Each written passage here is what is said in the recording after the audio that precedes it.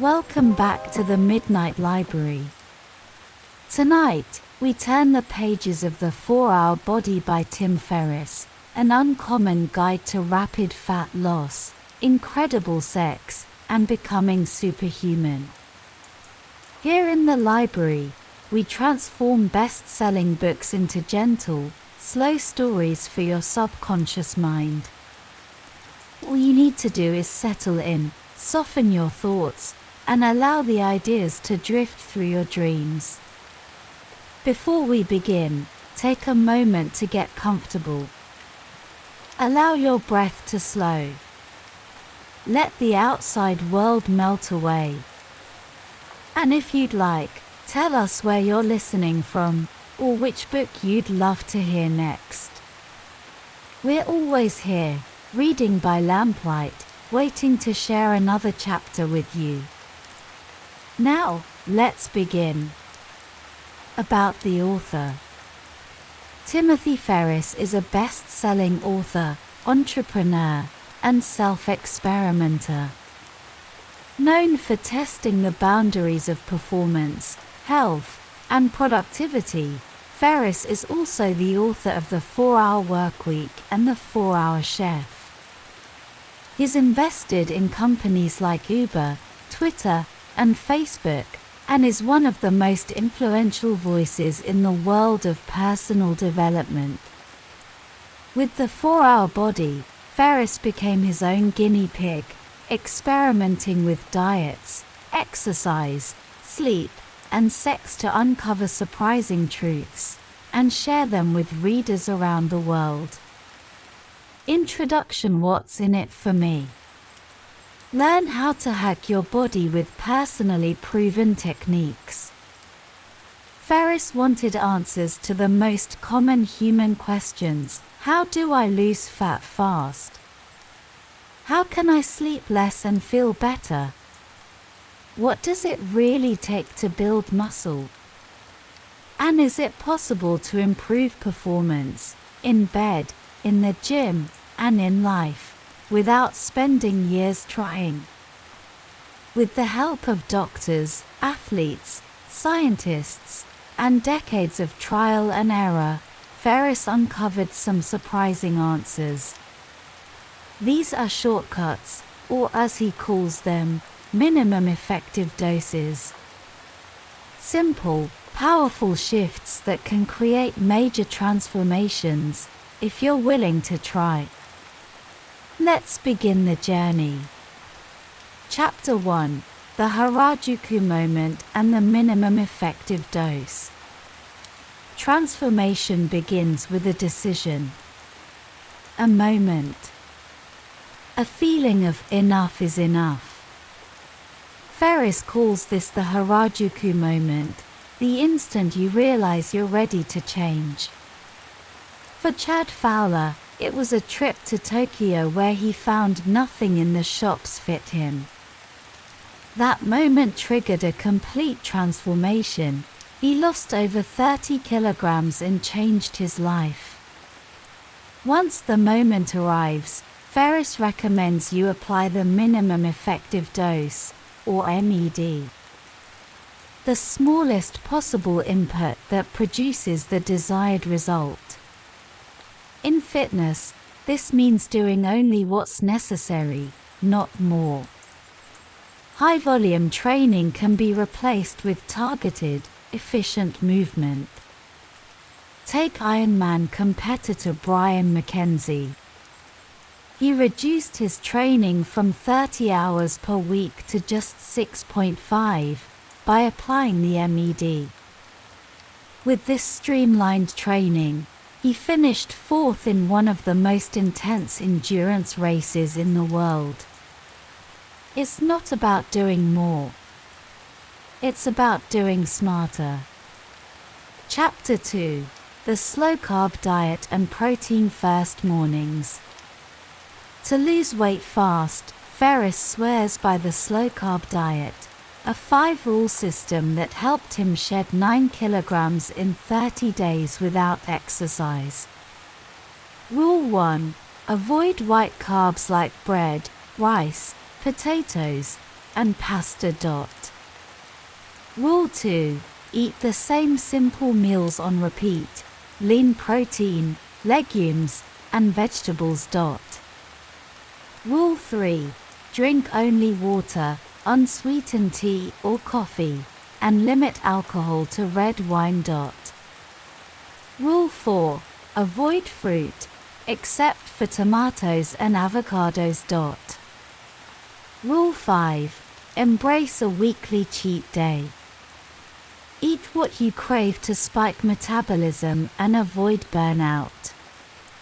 Just as important is what you eat first thing in the morning. Ferriss emphasizes 30 grams of protein within 30 minutes of waking. This simple act reduces cravings and supports weight loss. Eggs, turkey bacon, or a protein shake can set the tone for the day and the body.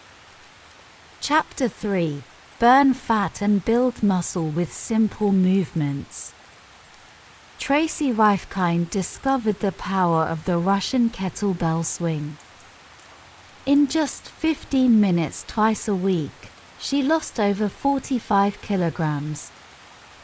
This compound movement activates the entire body, builds strength, and torches fat.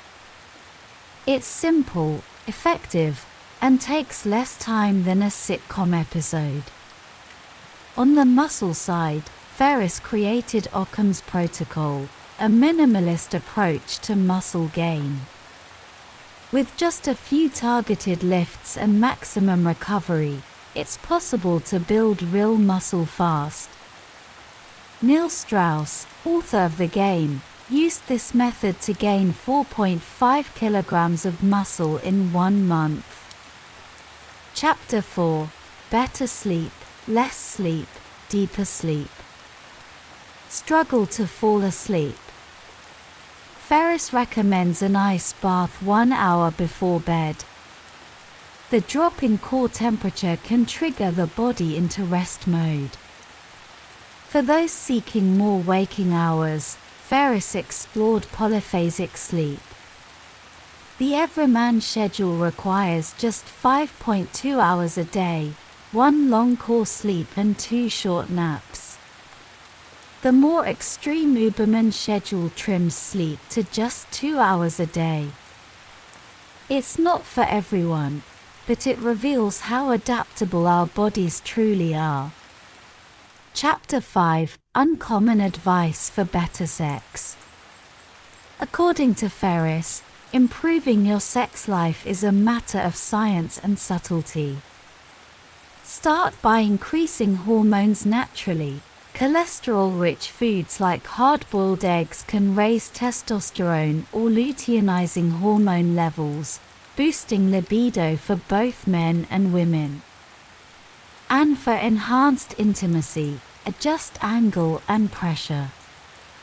Slight changes in position can improve stimulation and connection, especially when communication and comfort are prioritized. Chapter 6. How to jump higher and run better. Want to jump higher? Try swinging your arms down like a diver before launching into a squat. This creates momentum and adds inches to your vertical leap. Want to run faster? Learn the pose method. Land on the balls of your feet, lean forward, keep knees bent, and let gravity do the work. This technique reduces injury, increases speed, and feels like flying. Chapter 7. Boost your performance with small adjustments.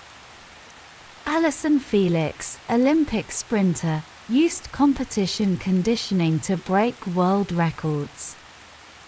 She trained by walking fast, forcing her body to jog to maintain pace. For swimming, Ferriss embraced the total immersion technique, focusing on glide, body alignment, and reduced drag. In weeks, he doubled his swim distance without extra effort. The takeaway: Performance isn't always about pushing harder. It's about moving smarter. Conclusion: becoming superhuman one habit at a time. Ferriss teaches that transformation is accessible. By identifying your Harajuku moment, applying the minimum effective dose, and experimenting with small, consistent changes, you can reshape your body, boost your energy, and live better. It's not magic. It's method. As you settle into sleep, know that your body is already working with you, repairing, recharging, and recalibrating.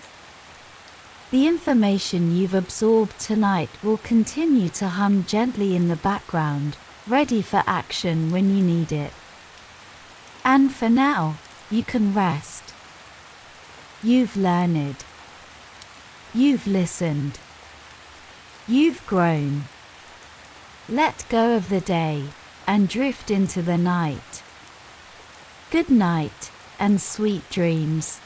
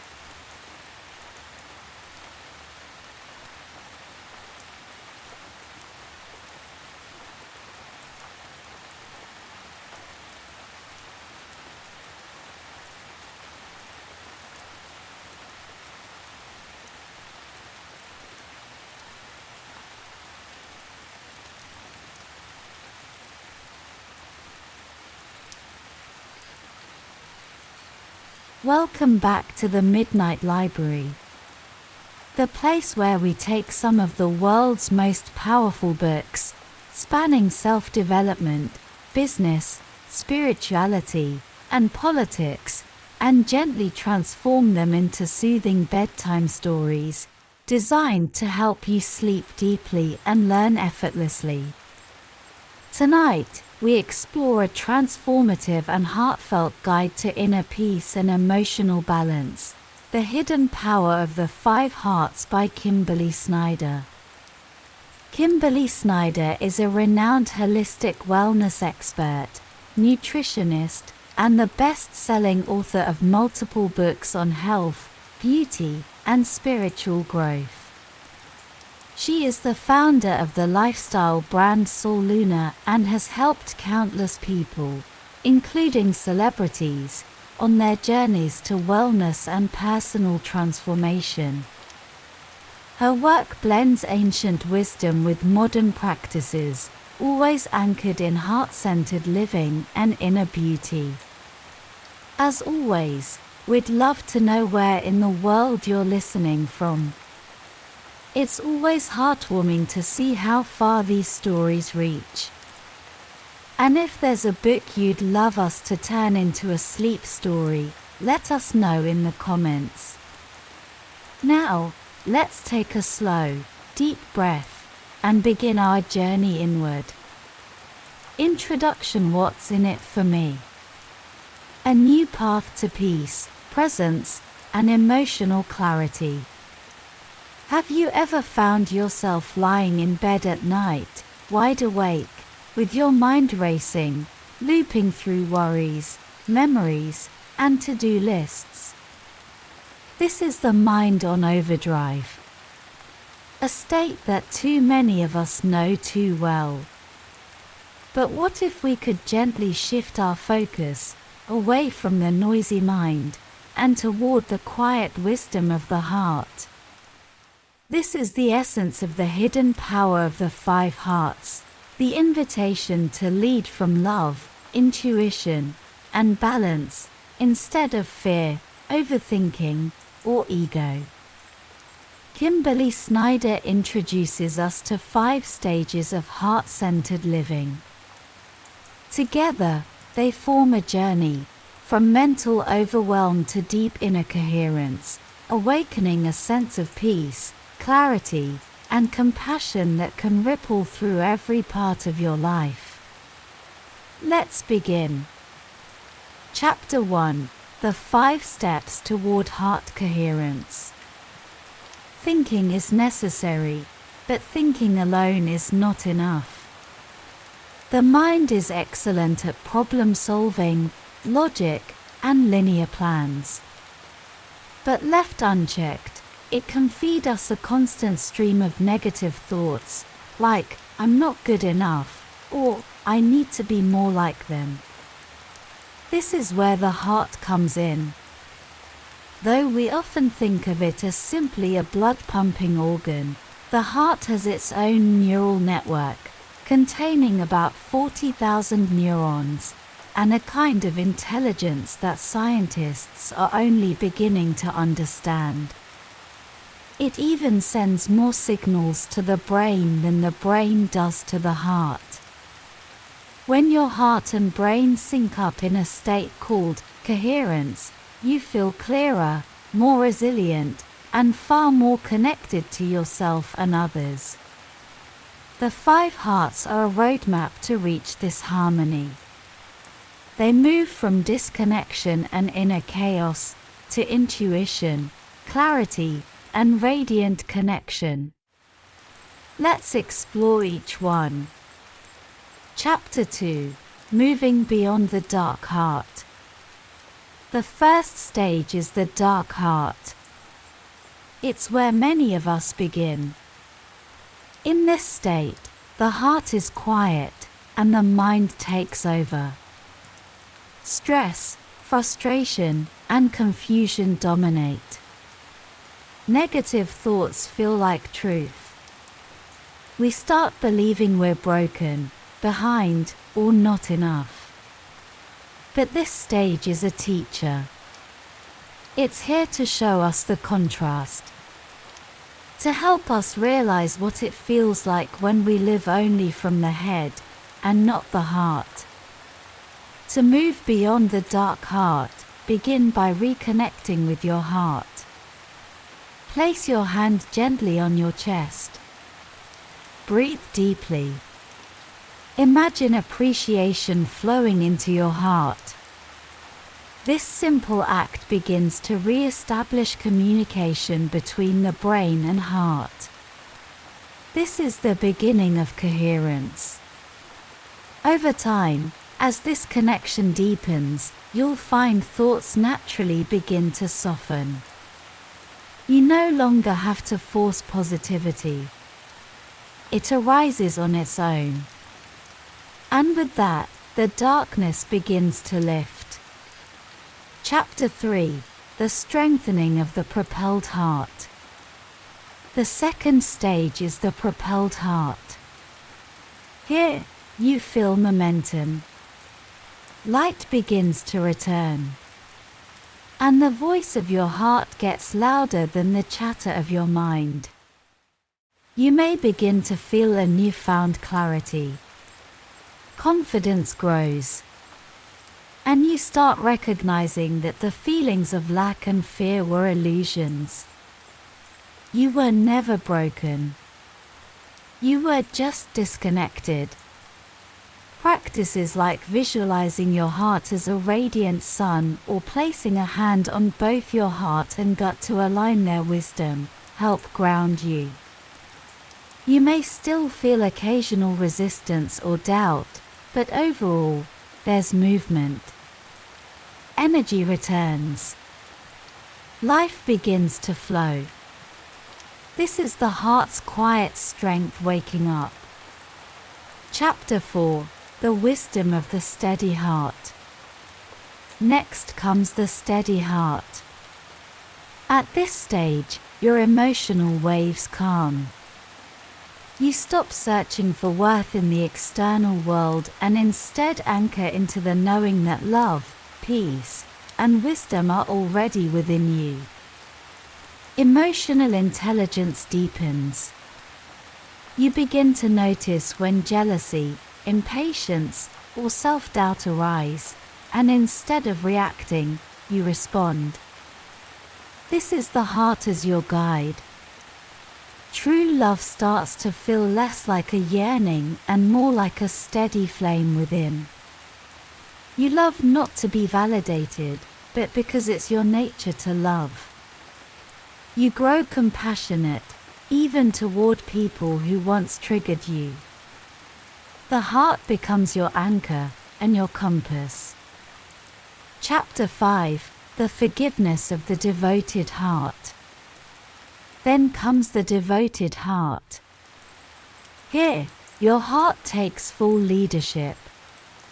You begin living more from your inner world than the outer one. Life slows down. Decisions come from intuition, not overthinking. Forgiveness becomes easier, and you begin releasing the old stories, wounds, and patterns that once kept you small. You become a quiet force, radiating love, but needing less in return. Compassion grows. Humility softens the ego. You trust the unfolding of life, knowing your heart will guide you always.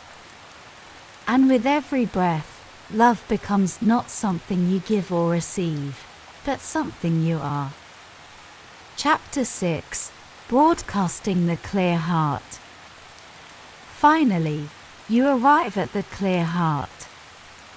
In this final stage, the heart and mind are no longer separate. They are one. You feel deeply connected to all beings, to the earth, and to life itself. You are no longer driven by fear, ego, or comparison. The clear heart is about service, transparency, and joy. Life becomes a meditation, a moment-to-moment opportunity to love. Here, you begin to broadcast your heart's light, quietly, gently, into the world. Through your presence alone, you bring healing. Not through words or actions, but by simply being. And when you breathe in, you feel love. When you breathe out, you offer it. This is the hidden power of the 5 hearts. And it has always been within you. Final summary. The journey from the dark heart to the clear heart is not linear. Some days we drift back. Some days we leap ahead. But the path remains. Each stage, dark, propelled, steady, devoted, and clear, represents a step toward deeper coherence between the heart and the mind. Between who you think you are and who you truly are. By practicing heart coherence, you can reduce stress, increase intuition, deepen relationships, and find a peace that doesn't fade. Kimberly Snyder's message is simple: your heart is the key. And when you live from the heart, your life becomes aligned, radiant, and beautifully whole. Thank you for joining us tonight in the Midnight Library. If you've enjoyed this story, we'd love to hear where you're listening from and what book you'd like to hear next.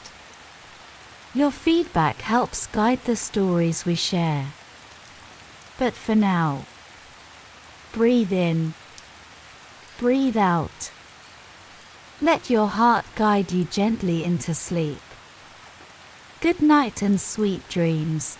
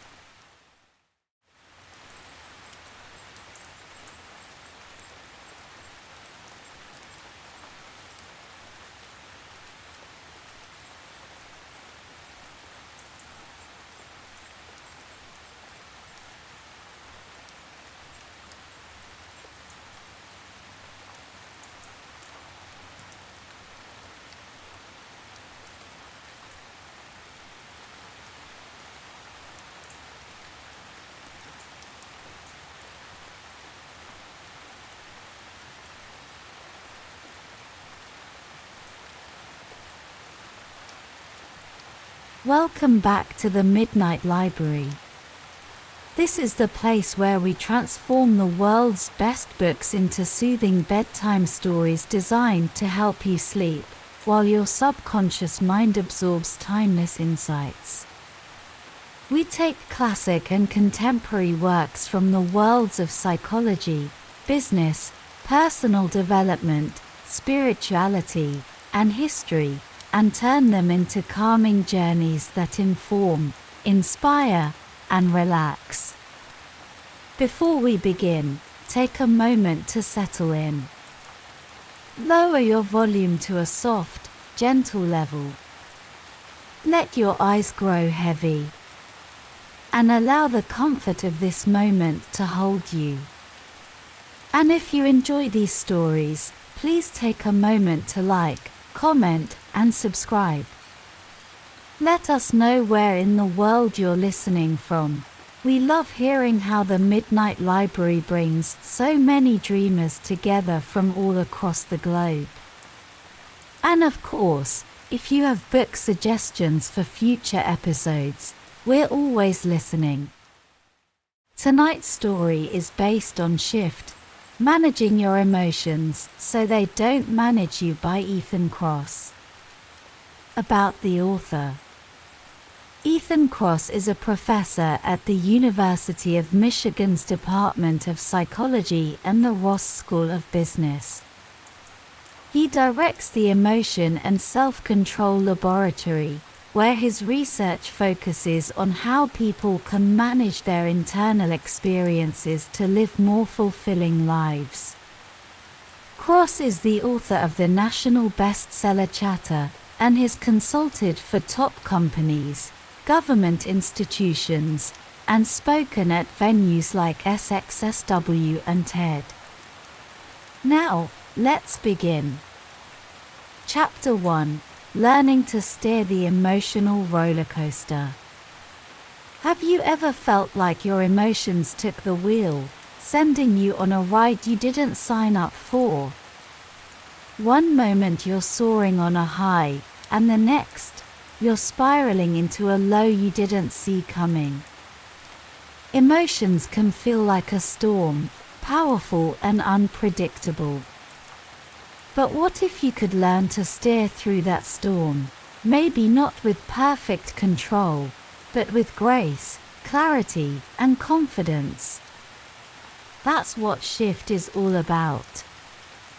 This is not about suppressing your emotions or pretending to feel fine when you don't.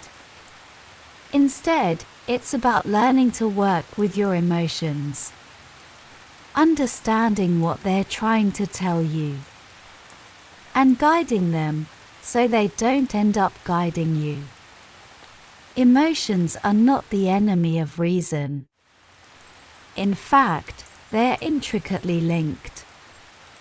Emotions help you make decisions, build relationships, and interpret the world around you. And when understood correctly, they can become your most powerful internal compass. In Shift, Kross introduces 6 powerful principles for managing emotions, so they help you, not hinder you, on the journey to a well-lived life. Let's explore them together. Chapter 2: Internal Shifter 1: The Power of Your Senses. The first principle starts with your body. More specifically, your senses. From the scent of lavender that instantly relaxes you, to the sound of waves that soothe your busy mind, your senses are always influencing how you feel. You can think of them as emotional switches. They require very little effort, yet can deliver immediate calm, energy, or focus when you need it most. Kross encourages something called sensory bundling, which means using multiple senses together to shape how you feel.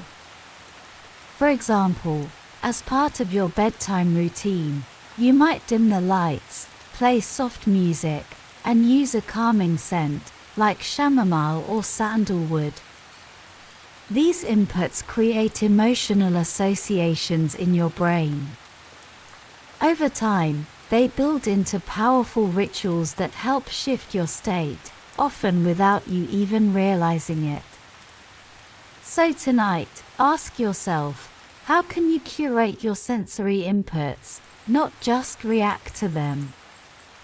How can you use your body to help shape your emotional world?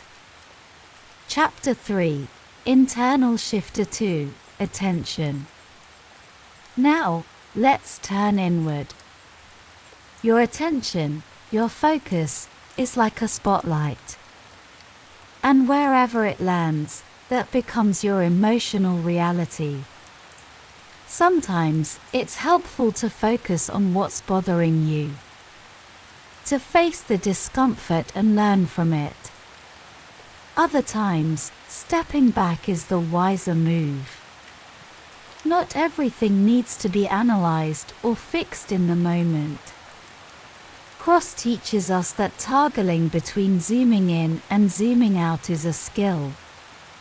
Just like a camera lens, you can choose your level of focus. Ask yourself, is this a moment for deep reflection? Or is it a moment to shift your gaze, to give yourself space and perspective? Learning when to approach and when to step back helps us avoid emotional spirals and gives us room to reset. Chapter 4, External Shifter 1, Spaces Matter. Let's look outward now, to your environment. Your physical spaces hold emotional power. A cluttered room can create tension. A cozy cafe might bring a sense of nostalgia and warmth. A walk through the woods can open up creativity. Changing your space, even slightly, can shift your mindset. You don't need to move mountains. Sometimes, a tidy desk, a favorite chair, or a photo that makes you smile can do the trick.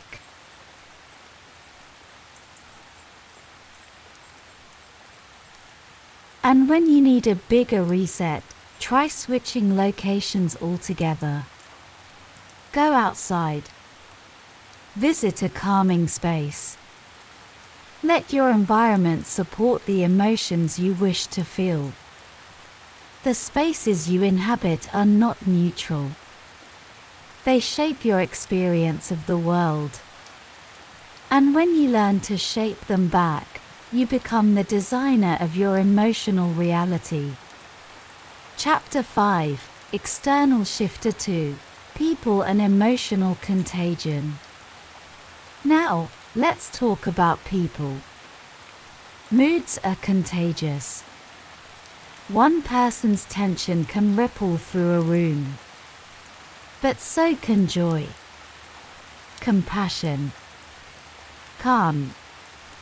The people you surround yourself with influence your emotional life more than you might realize. Social comparison also plays a role.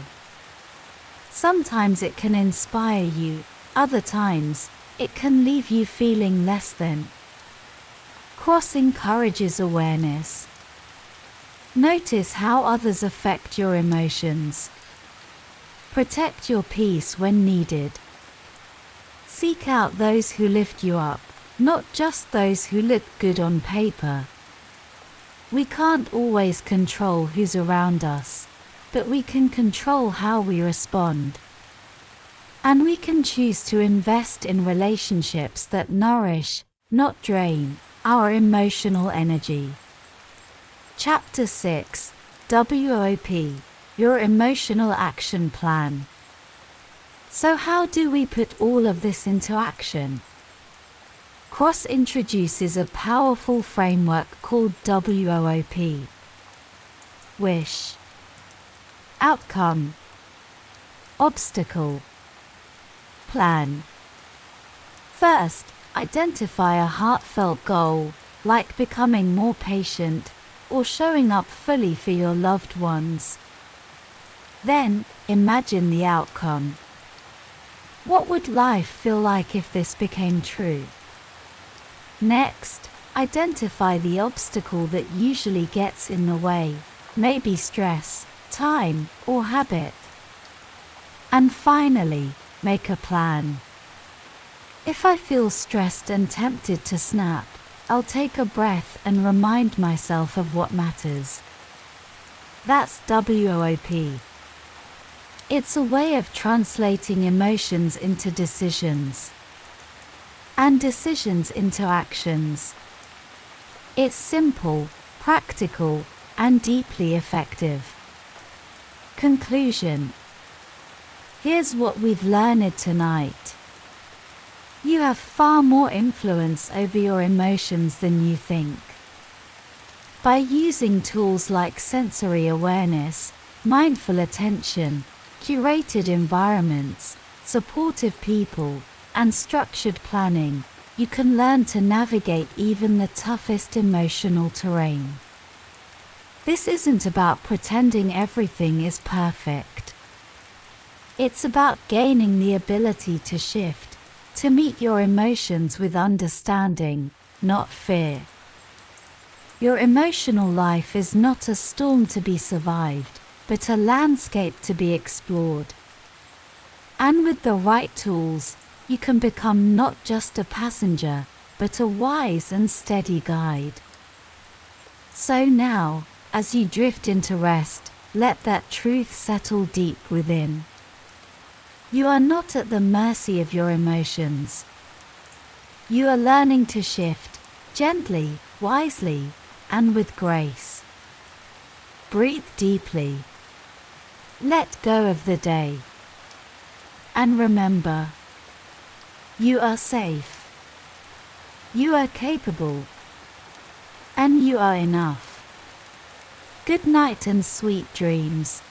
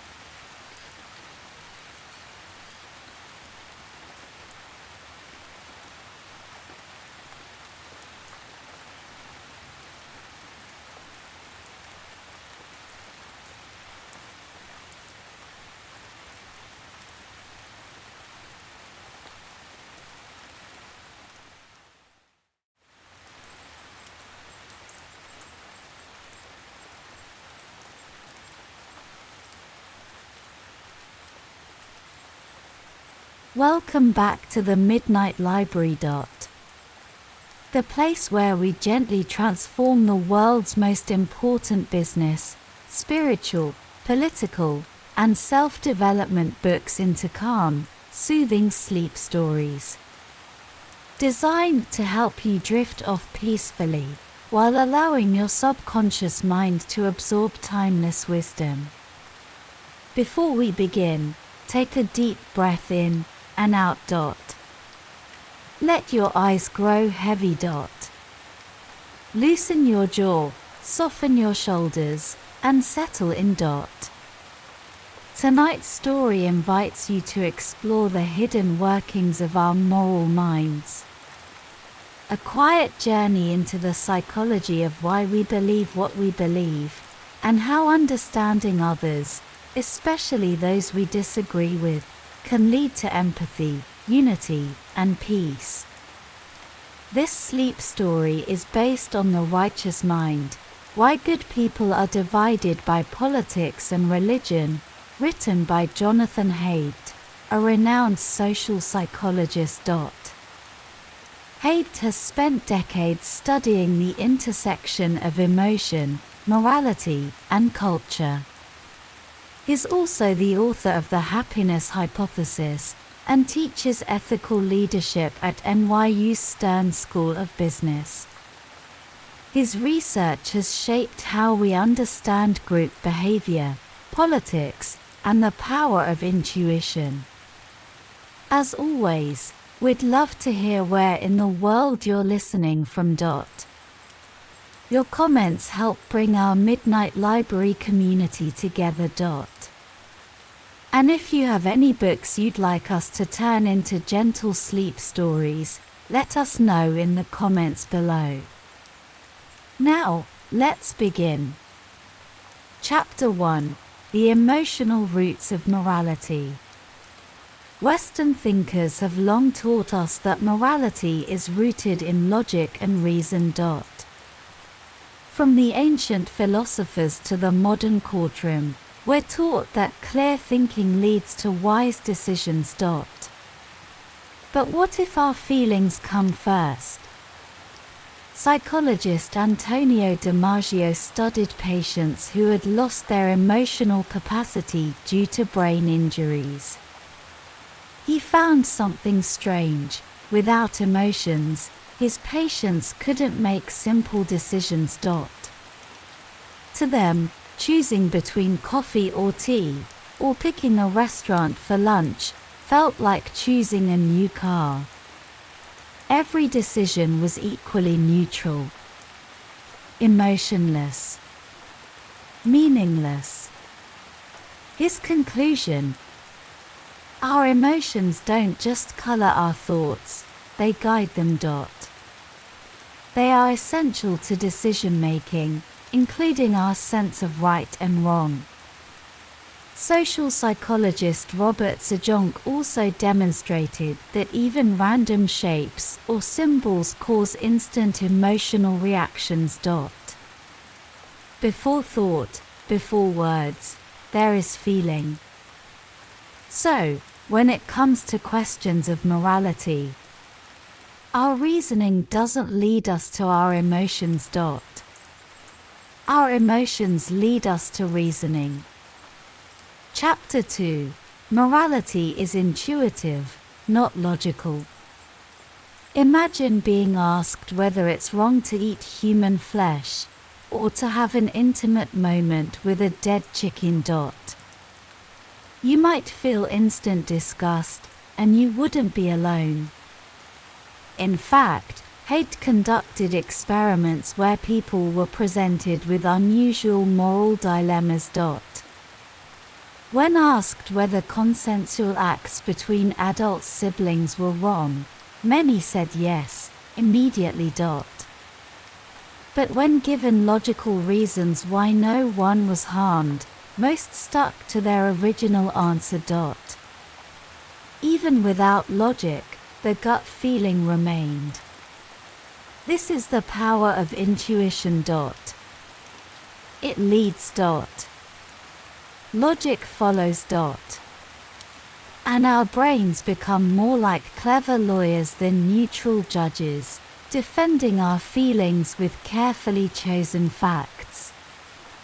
Chapter 3: Morality, Reputation, and Self-Interest. You may think you're moral for the sake of morality. But moral choices are deeply shaped by your need to feel good about yourself, and to look good to others. Studies show that when people know they'll need to explain their choices, they think more carefully. But when left unchecked, they often tweak the truth, just enough to maintain their self-image. For example, in one study, participants were overpaid by mistake. Only 20% returned the extra money when left alone. But when asked directly by the cashier, 60% did the right thing. We cheat, just a little, if we can still feel like good people. Chapter 4: Universal Moral Foundations. If you've ever felt rage at unfairness, or pride in loyalty, you're experiencing one of the 6 universal moral foundations. According to Haigh's moral foundations theory, humans evolved deep instincts for things like care, fairness, loyalty, authority, sanctity, liberty. These foundations exist across cultures.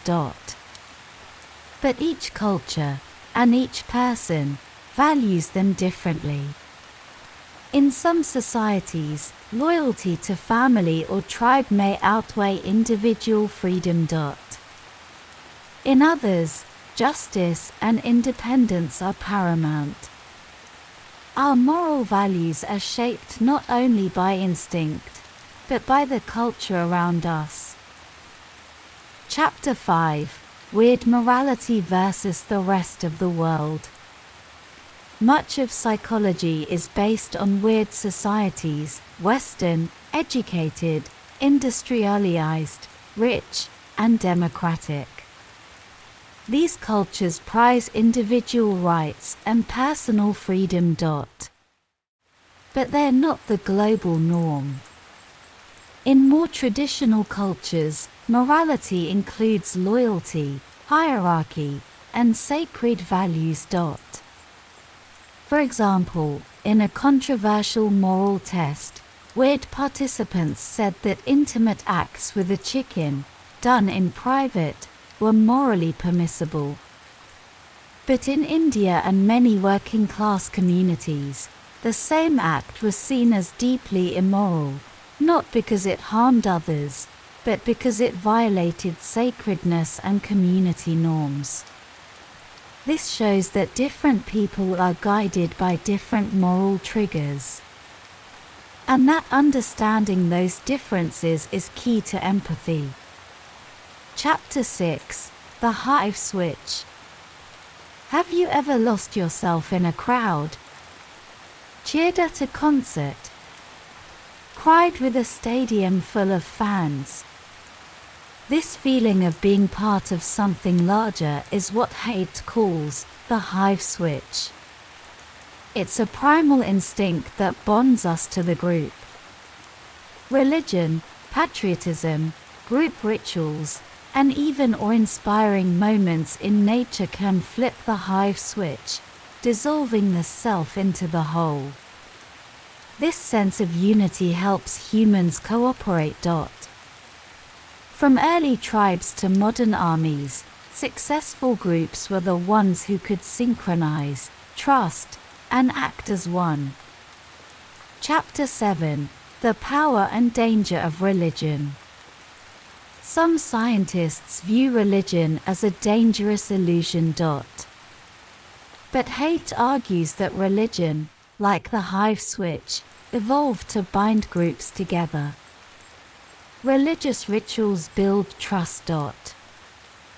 Sacred texts teach shared values. Congregations create networks of mutual aid and community.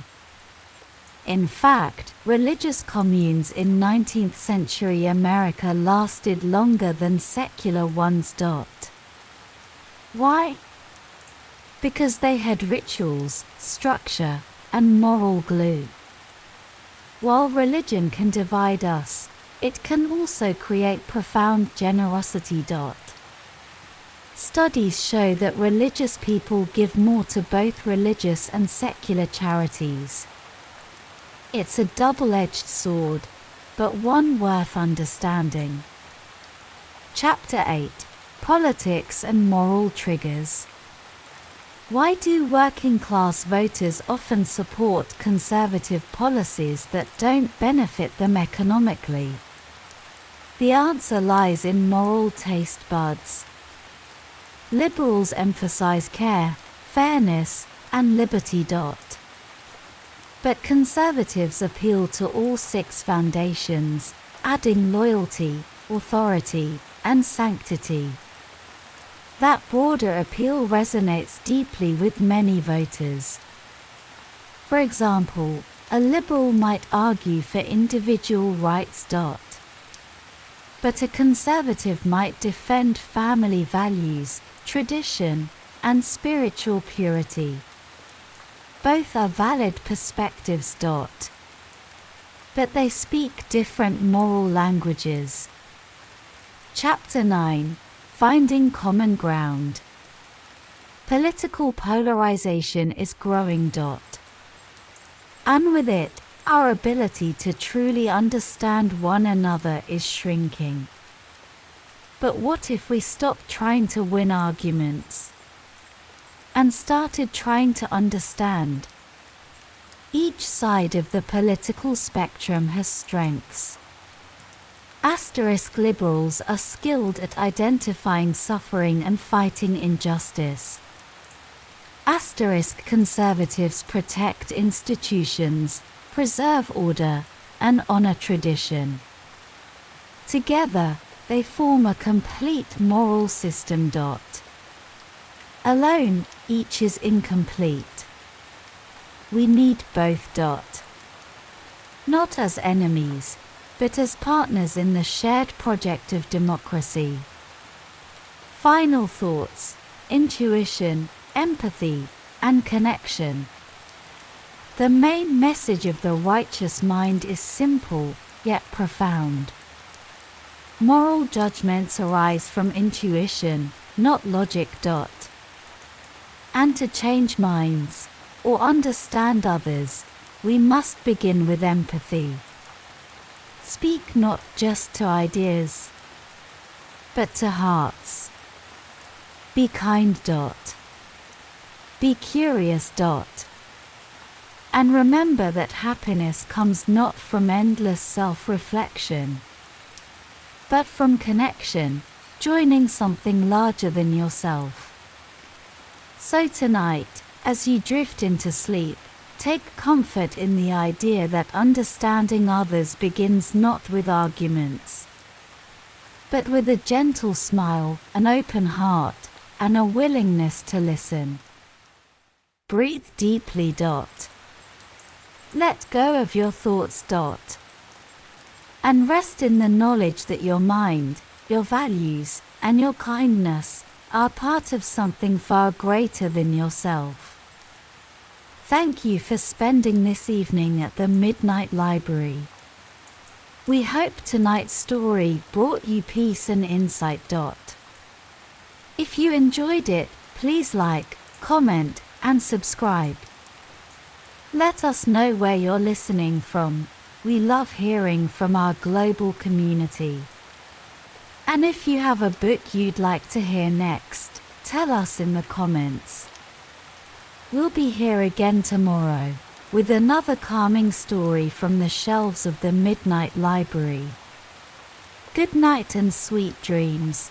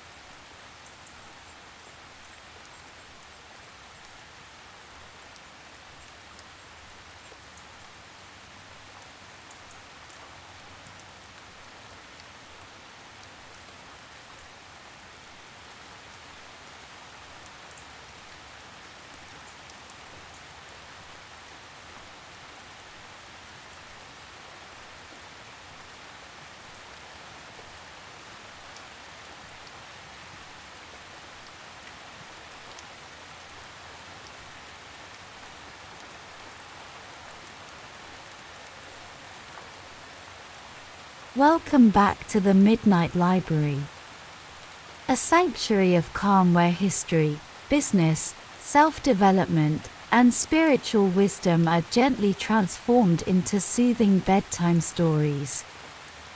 Each evening, we open a new book and a new door into a story designed not just to inform, but to relax your mind, calm your body, and speak quietly to your subconscious. Tonight's book is a powerful and urgent one, Uncontrolled Spread by Scott Gottlieb, a former commissioner of the U.S. Food and Drug Administration, a physician, policymaker, and a leading voice in American healthcare. A respected contributor to CNBC and a board member at Pfizer, Gottlieb has spent decades at the intersection of medicine, science, and public health strategy. In 2021, he was recognized by Time magazine as one of the 50 people transforming healthcare. In Uncontrolled Spread, Gottlieb unpacks the full story of why COVID-19 overwhelmed the United States, and how we can be better prepared next time. Before we begin, take a deep breath. Settle in. Adjust your volume low, and allow the Midnight Library to guide you gently into rest, learning, and reflection. We publish new stories each week, and if you enjoy tonight's journey, please like, subscribe, and comment below. Let us know where in the world you're listening from. It's always wonderful to see how far the Midnight Library travels. And if you have a request for a book you'd like to hear, we'd love to know. Now, let's begin. Chapter 1, A Warning Unheard. It began with whispers. Not of alarm, but of uncertainty. In January 2020, Scott Gottlieb exchanged quiet, concerned messages with a colleague in the White House. They were worried. A strange new virus had emerged in China, mysterious, swift, and silent. It wasn't the first time the world had seen such warnings. SARS, MERS, Ebola. But this time felt different. The virus, SARS-CoV-2, moved quickly. And early information was scarce, vague, and often misleading. China's official narrative was calm, no need for panic. No clear evidence of human-to-human transmission. Just a local food market incident. But behind the scenes, hospitals in Wuhan were filling. Genetic samples showed something new. And doctors were sounding quiet alarms, until their voices were silenced. It was the beginning of something vast. And no one was prepared. Chapter 2, Time Lost, Trust Broken. As the virus spread, the truth lagged behind. It wasn't until March 11, 2020, months after the virus had landed in the US, that the World Health Organization declared a pandemic. By then, it was everywhere. In Seattle. In Chicago. In homes, hospitals, airports, moving faster than information could catch it. The US had no coordinated testing system. Only the CDC could process tests. And its capacity was quickly overwhelmed. Doctors had to wait days for results. Contact tracing was almost impossible. Testing kits were slow to arrive, and when they did, many were flawed. The virus wasn't just spreading through bodies. It was spreading through the cracks in a system that wasn't ready. Chapter 3: Prepared for the Wrong Crisis. America wasn't unprepared for everything. It had plans, but for the wrong kind of threat. The playbook had been built around influenza. And around bioterrorism. It focused on surface cleaning and hand hygiene, not airborne contagion. It anticipated symptoms, not silent carriers. COVID-19 wasn't like the flu. And the tools designed to stop it didn't. There was no national database. No rapid contact tracing. No early distribution of masks or protective equipment. It wasn't a lack of resources. It was a lack of vision. Chapter 4: The CDC, stretched too thin. The Centers for Disease Control and Prevention is a respected agency. But it wasn't built for speed. It's designed to study the past, not to act in the moment. The CDC was asked to do something it had never done: develop, produce, and distribute rapid tests for an unknown virus. It wasn't ready. The first test kits were faulty. The supply chain was fragile. And weeks turned into months. Meanwhile, the virus kept moving. Faster than guidelines. Faster than decisions. America was responding to a crisis in real time, with tools designed for another era.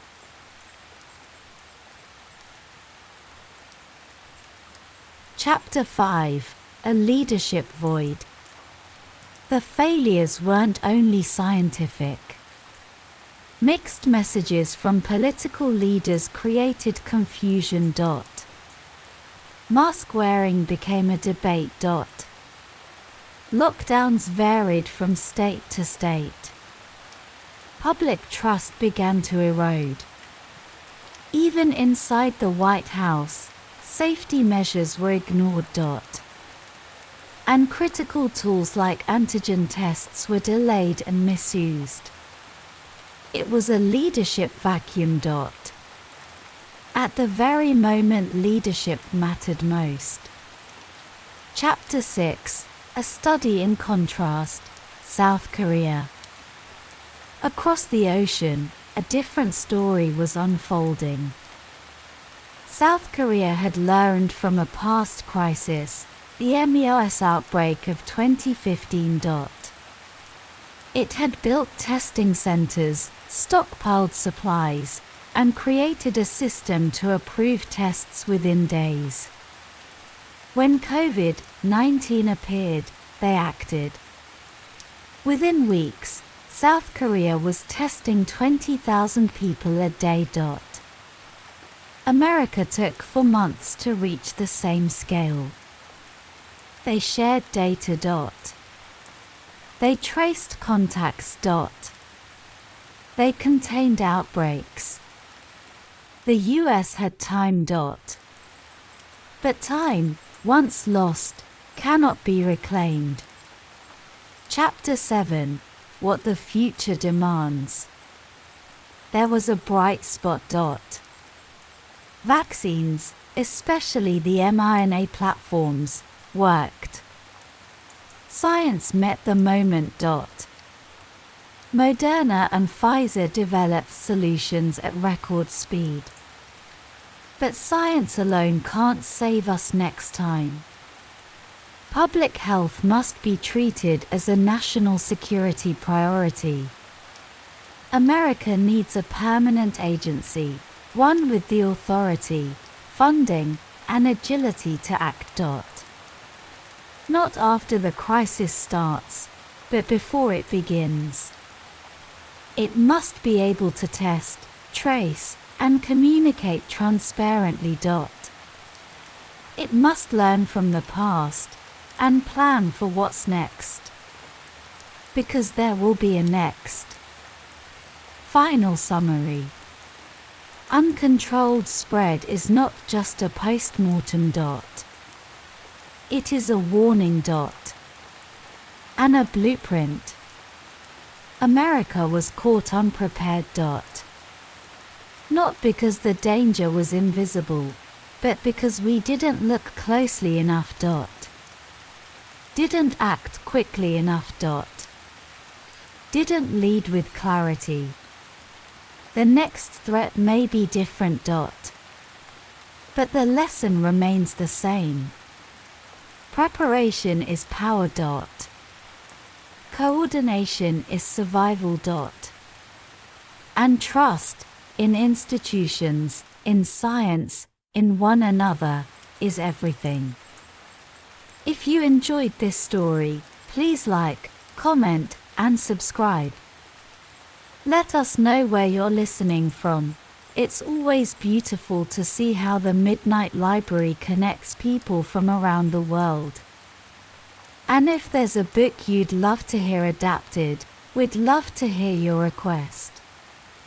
We upload new stories regularly, transforming history, business, and wisdom into gentle journeys for the soul. Until next time, rest well. And may your dreams carry you forward in peace and clarity. Good night and sweet dreams.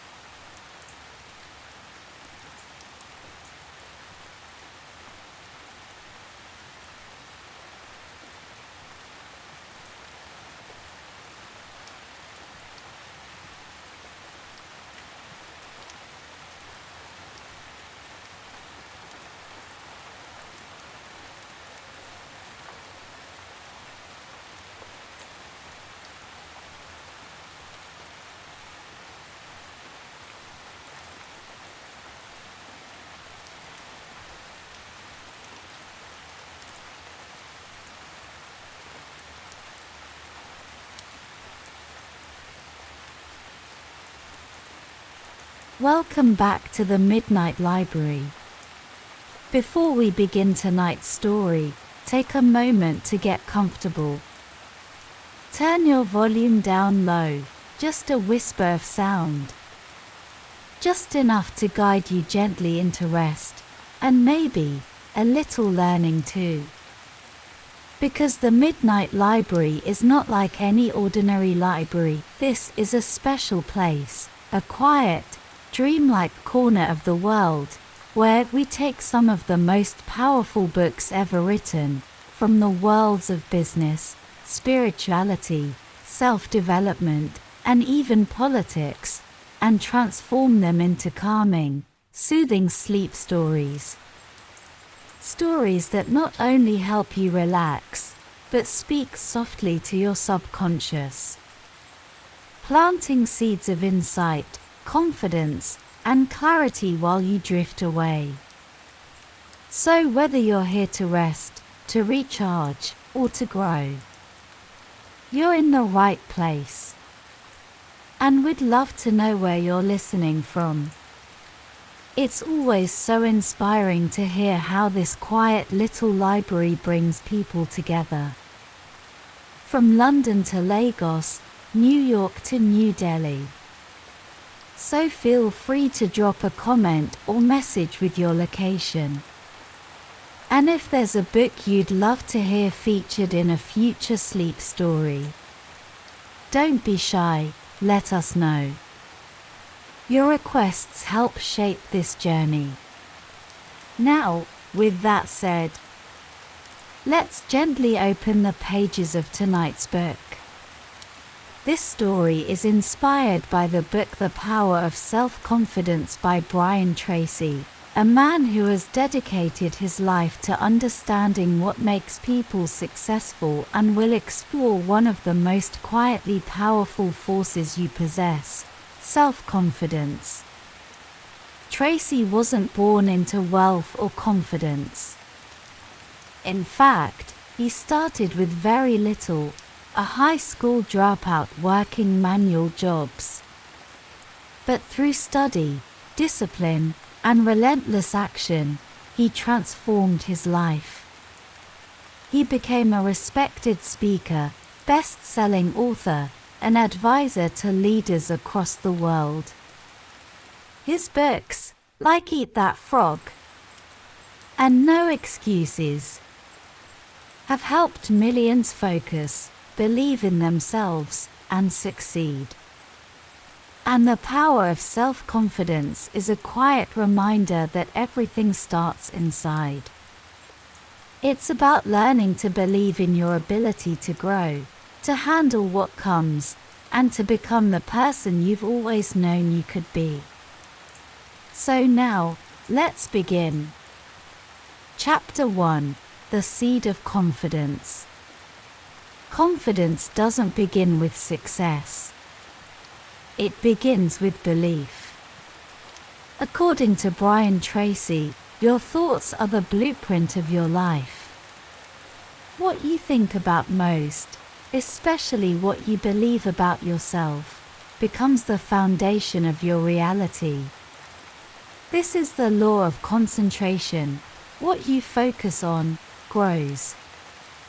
Imagine your thoughts like tiny seeds. Each time you tell yourself, "I can do this," that seed takes root. And every time you repeat it, the roots grow deeper. You may not feel confident yet. That's okay. But you can act with confidence, speak a little clearer, stand a little taller, and the feeling often follows. This is called the law of reversibility. Action creates emotion. And then, there's integrity, living by your own values, even when it's hard. The more your actions match who you want to be, the stronger your self-belief becomes. So tonight, as you rest, plant those seeds. I am worthy. I am strong. I am capable. Let them settle into the quiet soil of your mind. Chapter 2: Goals create direction. Think of happiness, Tracy says, not as a destination, but as a side effect, a byproduct of meaningful progress. That's the law of indirect effort. Confidence doesn't come from chasing it directly. It grows as you do hard things, as you reach toward meaningful goals. One small goal, written clearly, spoken daily, can change your life. And the more specific your goals, the more your mind focuses on helping you achieve them. Vague dreams bring vague results. Clear goals create clear momentum. So write them down. I am healthy and full of energy. I earn a living doing what I love. I am becoming more confident every day. Speak them in the present tense. Your subconscious mind will begin to believe them. And when you believe, you act. What's one goal that, if achieved, would transform everything? Hold it gently now in your thoughts as you drift off, and know, you're already on the path. Chapter 3: Mastery builds confidence. You don't need to be perfect. But if you aim to improve just 1% every day, the results over time will be extraordinary. Confidence grows from competence. The more you master a skill, the more confident you feel in using it. And this applies to everything: speaking, parenting, selling, writing, leading. Find your strengths. What do you enjoy? What comes naturally? Lean into that, and then stretch. Practice. Study. Fail. Learn. Improve. Grandma Moses began painting at 78. She became world famous.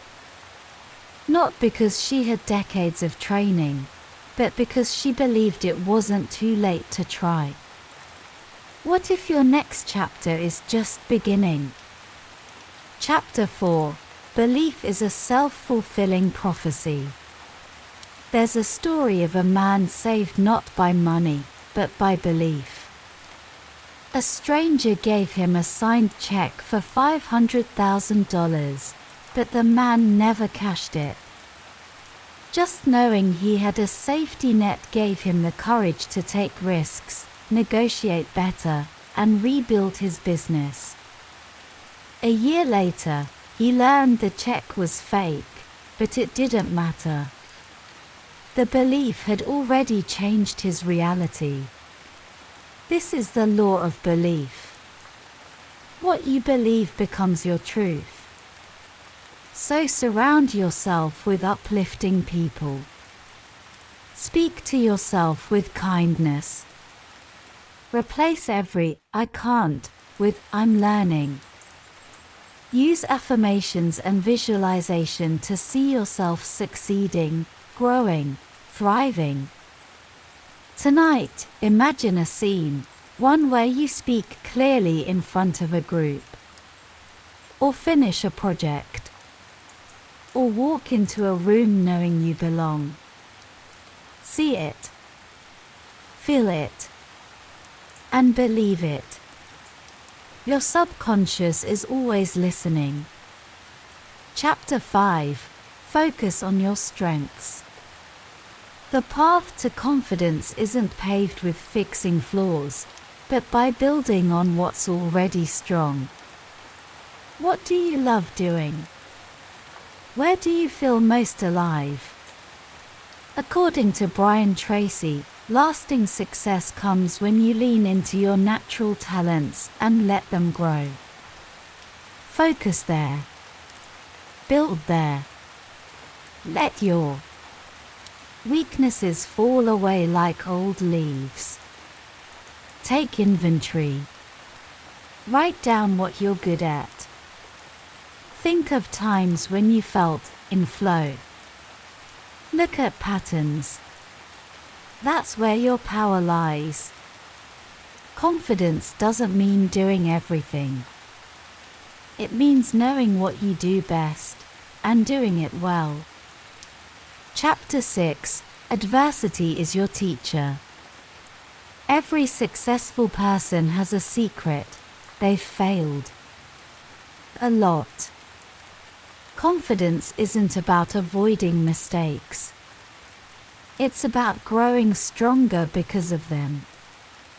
Thomas Edison failed thousands of times before inventing the light bulb. But each attempt taught him something. Failure wasn't the opposite of success, it was the path. So plan for setbacks. See them as part of the journey. Each time you fall and get up, your confidence grows. Adversity is a forge. It shapes you. It strengthens you. It teaches resilience. Tonight, let go of the fear of failure. Trust that every stumble leads forward. You're not behind. You're in progress. Chapter 7: Action Creates Certainty. Here is the heart of Tracy's message. Confidence is not something you wait for. It's something you do. Action is the answer. Action dissolves fear. Action builds momentum. Start where you are. Identify the one thing holding you back, then face it. One step. One call. One message. One decision. Then another. And another. This is the difference between positive thinking and positive knowing. Knowing that, no matter what happens, you can handle it. Because you've done it before. And you'll do it again. Repeat the rhythm daily: desire, decision, determination, and discipline.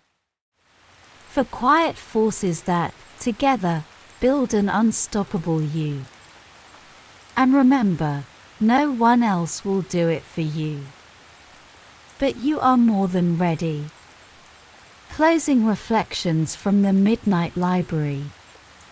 And now, as you rest here, in this quiet space, know this. You don't need to be perfect. You don't need to have it all figured out. But you do need to begin. Begin by believing. Begin by deciding. Begin by acting. Because every time you choose courage over fear, every time you choose progress over perfection, you strengthen your confidence. Bit by bit, breath by breath, you are becoming the person you were meant to be. So rest now, with that quiet knowing. That inner power is rising. And your next chapter will be written with strength, grace, and belief. Good night, and sweet dreams.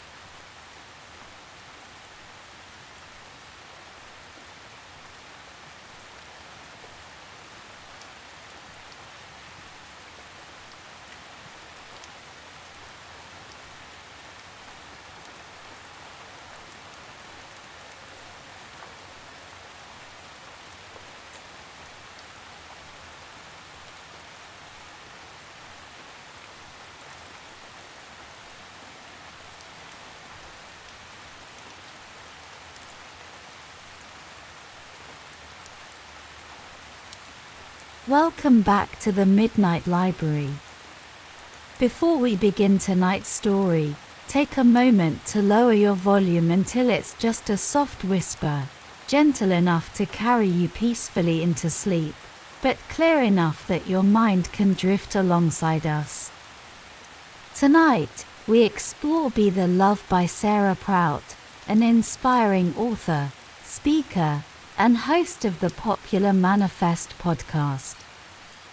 Sarah's journey is truly remarkable. Once a single mother surviving on welfare, struggling through an abusive relationship, she dared to believe there was more waiting for her, and through heart-based healing, emotional empowerment, and the art of manifestation, she transformed her life. Today, she teaches people all around the world how to tap into their own inner magic and manifest the happiness and love they deserve. In Be the Love, she shares 7 powerful ways to unlock your heart and create the life you dream of.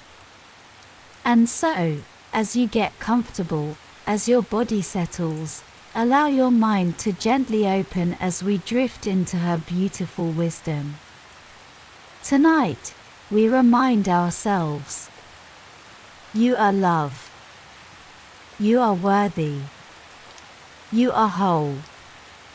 Chapter 1, You Are Worthy. It all begins with this simple, yet profound truth. You are worthy. Worthy of love. Of happiness. Of everything you desire. Sarah shares her own journey, from being stuck in a painful marriage to becoming a single mother, struggling to feed her children. There were days when dinner was nothing more than pasta and ketchup. And yet, something deep within her, a whisper of her soul, kept repeating, I am worthy. Affirmations became her anchor. Simple, repeated words. I am worthy. I am enough. I am deserving of love, joy, and abundance. As you lie here tonight, whisper this to yourself. I am worthy. Say it as if you believe it. Because it's true. Not because of what you've done, but because of who you are. Sarah reminds us that so many of us carry silent wounds, shame, self-doubt, feelings of being undeserving. But every time you choose to repeat an affirmation, every time you choose compassion over judgment, you are rewriting those stories. It's not easy. It takes practice. But it's worth it. Because you are worthy of love. Chapter 2, You Are Intuitive. The second truth Sarah shares is this. You are intuitive. That inner voice, your gut feeling, it's there. Always whispering, guiding you toward what is meant for you. In our busy, noisy world, we often forget how to hear it. Social media, endless scrolling, comparison, it clouds our connection. Sarah invites us to turn down the noise, to walk outside, to breathe the air, and reconnect with the natural world. The trees don't ask if they're enough. The stars don't compare themselves. And you don't need to either. Sit with your journal. Write down the little nudges, the hunches. Over time, you'll see, your intuition knows the way. Trust it. Trust yourself. Chapter 3, You Are Ready. You are ready. Ready for love. Ready for joy. Ready for change. It's human nature to fear the unknown. To cling to the familiar, even when it hurts. We tell ourselves stories. I'm not ready. It's not the right time. What if I fail? Sarah knows this feeling well. She remembers trembling before stepping onto a stage for the first time. Her voice shaking. Her hands cold. She failed. And then she tried again. Because courage isn't the absence of fear, it's taking the step anyway. So tonight, ask yourself, what is waiting for you on the other side of your fear? What joy, what dream, what love? And remind yourself, I am ready. Chapter 4. You are whole. You are whole. We live in a world that profits from making us feel broken. Magazines, media, even the stories we tell ourselves. But you are not broken. You are whole. Life has its seasons, the joyful summers, the quiet winters, the sunny days and the storms. But none of it means you are less than whole. Sarah reminds us that it's okay to feel everything: grief, anger, joy, love. It's all part of the human experience. Don't run from the hard feelings. Sit with them. Breathe through them. They will pass. And as they pass, you'll see you were never broken. Only growing. Chapter 5. You have surrendered. There is a quiet power in surrender. We carry so much: regrets, fears, expectations, control. But what if, just for tonight, you set it all down? Sarah tells a story of the moment her body told her it was time to let go. A tightness in her chest, a weight of worry, all from trying to control what was never hers to hold. The doctor said simply, "Cry. Let it go." And so she did. And she healed. What are you carrying tonight that is too heavy? Breathe it out. Release it to the universe. Surrender isn't weakness, it is trust. Trust that the universe, life, love, they are all guiding you. Chapter 6. You are intentional. Your words are magic. Sarah reminds us that the ancient word abracadabra means I create as I speak. Every word you say, to yourself, to others, is a spell you cast into the universe. So choose carefully. Speak love. Speak abundance. Speak joy. Instead of saying, I don't want to be broke, say, I welcome abundance. Instead of, I'm tired of being alone, say, I am open to love. Feel the difference? Tonight, whisper your dreams into the air. Let the universe hear what you truly desire. Chapter 7. You are love. And finally, the most beautiful truth. You are love. Not something you have to chase, not something you have to earn, but something you already are. Sarah reminds us that love is the energy of the universe, flowing through us, connecting us, waiting for us to remember. And when you remember, when you feel that love within you, everything changes. Meditation, breath, even something as simple as placing your hand over your heart, these are ways to return to love. Sarah once visualized her dreams, seeing her art in stores, her name on bookshelves. And one by one, those dreams came true. Because when you be the love, When you live as though what you desire is already yours, magic happens. Final summary. And so, my friend, as you drift into sleep, remember these truths. You are worthy. You are intuitive. You are ready. You are whole. You can surrender. You are intentional. And above all, you are love. The universe is listening. Everything you desire is already making its way toward you. Rest now. Trust. And dream sweetly. Good night, and sweet dreams.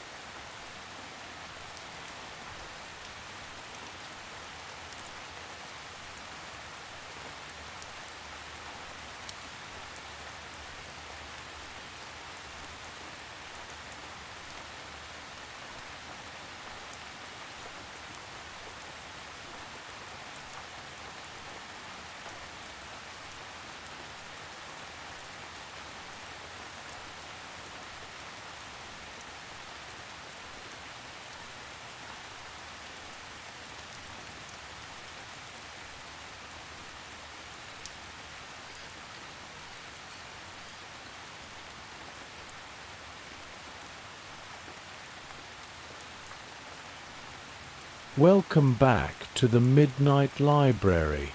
Before we begin tonight's story, I invite you to turn the volume down low, just soft enough that my voice is a gentle companion, fading into the background, guiding you toward a restful sleep.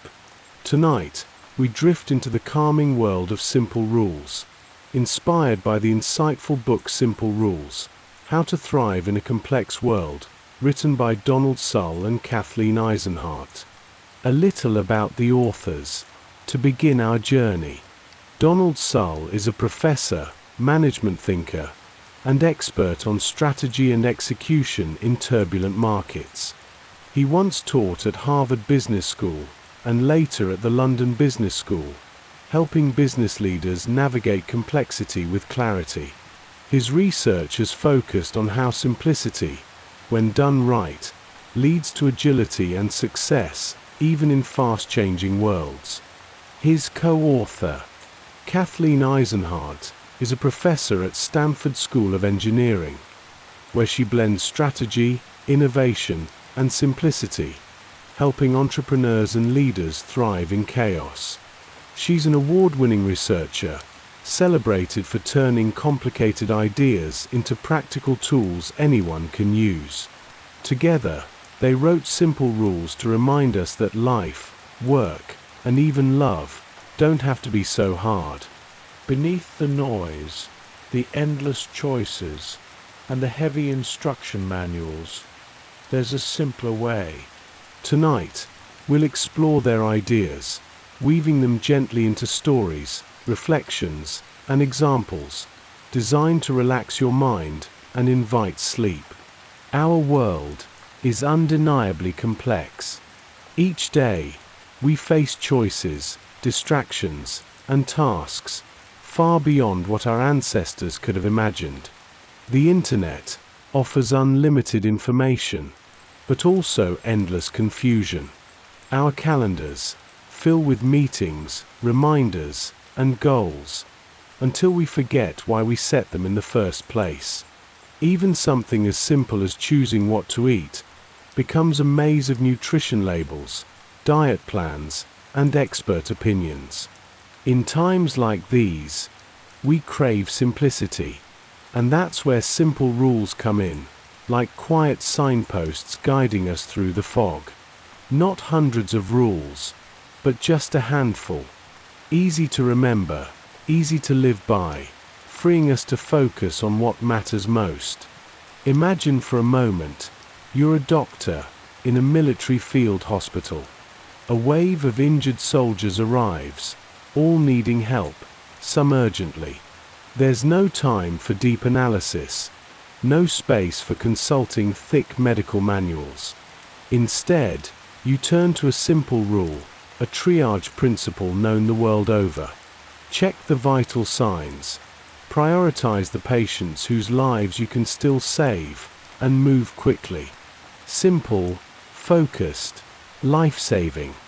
It's in moments like these that complexity fades and clarity shines. Simple rules are everywhere in nature. Take the Japanese honeybee, faced with a deadly hornet. One bee alone is no match, but together they follow a simple rule: swarm the hornet, vibrate their wings, and generate heat. Slowly, the hornet overheats, and the hive is saved. No meetings, no plans, just one rule, known by all. Humans have their own simple rules, sometimes unspoken, sometimes passed down through generations. Consider the French, with their rich, butter-laden cuisine. Yet, they have far lower rates of obesity than many other nations. Why? It turns out, they follow a quiet, powerful rule. Stop eating when you feel full. Not when the plate is empty or the dessert arrives, but when the body says, enough. Simple, natural, and so effective. The authors share how companies thrive, not by adding rules, but by stripping them away. Look at Zipcar, a car-sharing company built on trust, and just 6 rules. Refill the gas. Clean up after yourself. Return the car on time. Nothing more. And because it's simple, people follow, and the system works. Complexity, melts away. Artists too flourish with simple rules. Claude Monet, the master of light and color, set quiet boundaries for himself. Paint what you love. Haystacks, lilies, light on water. Return again and again, not chasing novelty, but exploring depth. And in that repetition came genius. His simple rule made room for beauty. The comedian Tina Fey, known for her quick wit and brilliant writing, created her own rules, learned from years at Saturday Night Live. Mix the Harvard nerds with Chicago improvisers and stir. Never tell a crazy person they're crazy. Simple, clear, and surprisingly profound. These little rules helped her create shows, manage teams, and build a legendary career. Simple rules don't just guide art or comedy, they shape financial wisdom too. For centuries, investors have followed a timeless rule. Divide your wealth, 1/3 in land, 1/3 in business, and 1/3 in cash. No fancy formulas, no complex predictions. Just balance, simplicity, and a long view. Even in love, simple rules guide us. One couple shared their 2 golden rules for a long, happy marriage. Always kiss goodnight. Never argue when tired. They followed these rules for 50 years, finding peace even through life storms. Simple rules work because they free our minds. They reduce decision fatigue, the hidden drain we all feel when overwhelmed by choices. Think of a favorite outfit you wear often, a go-to breakfast, a daily walk. These are your simple rules, creating space for bigger dreams and deeper rest. But like all good things, simple rules must evolve. What worked once may not work forever. The founders of Airbnb learned this early. They thought their users would be young backpackers, chasing festivals. But as time passed, they discovered their guests were older, wealthier, craving comfort. So, they changed their simple rules. Always provide fresh soap. Make it feel like home.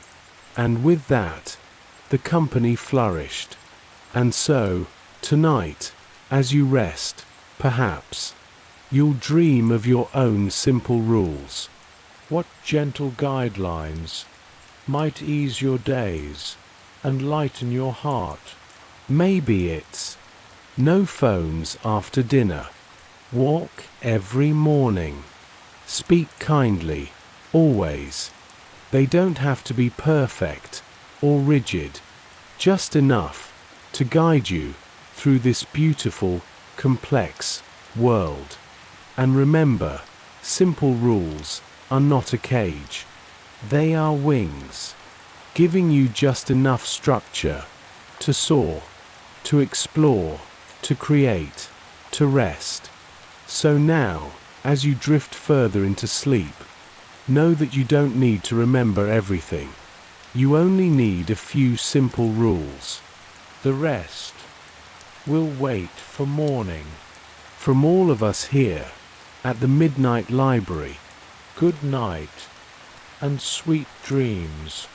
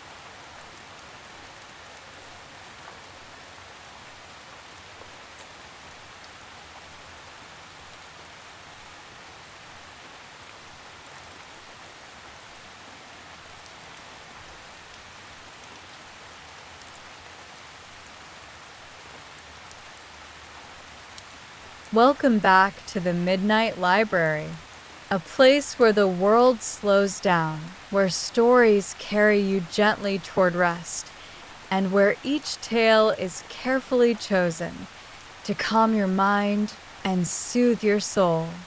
Tonight, we explore a story about discipline, purpose, and the magic that awaits when we greet the world before dawn. It's based on the powerful teachings of Robin Sharma, one of the world's leading thinkers in personal mastery and leadership. Robin is known for guiding millions toward better lives through books like The Monk Who Sold His Ferrari and, of course, the 5 a.m. Club. His philosophy is simple yet profound. Own your morning, and you will own your life. And so, in tonight's story, we follow the journey of two seekers, a tired entrepreneur and a frustrated artist, as they stumble upon a mysterious billionaire with a secret worth far more than gold. Now, close your eyes, take a slow breath, and let me guide you into their world.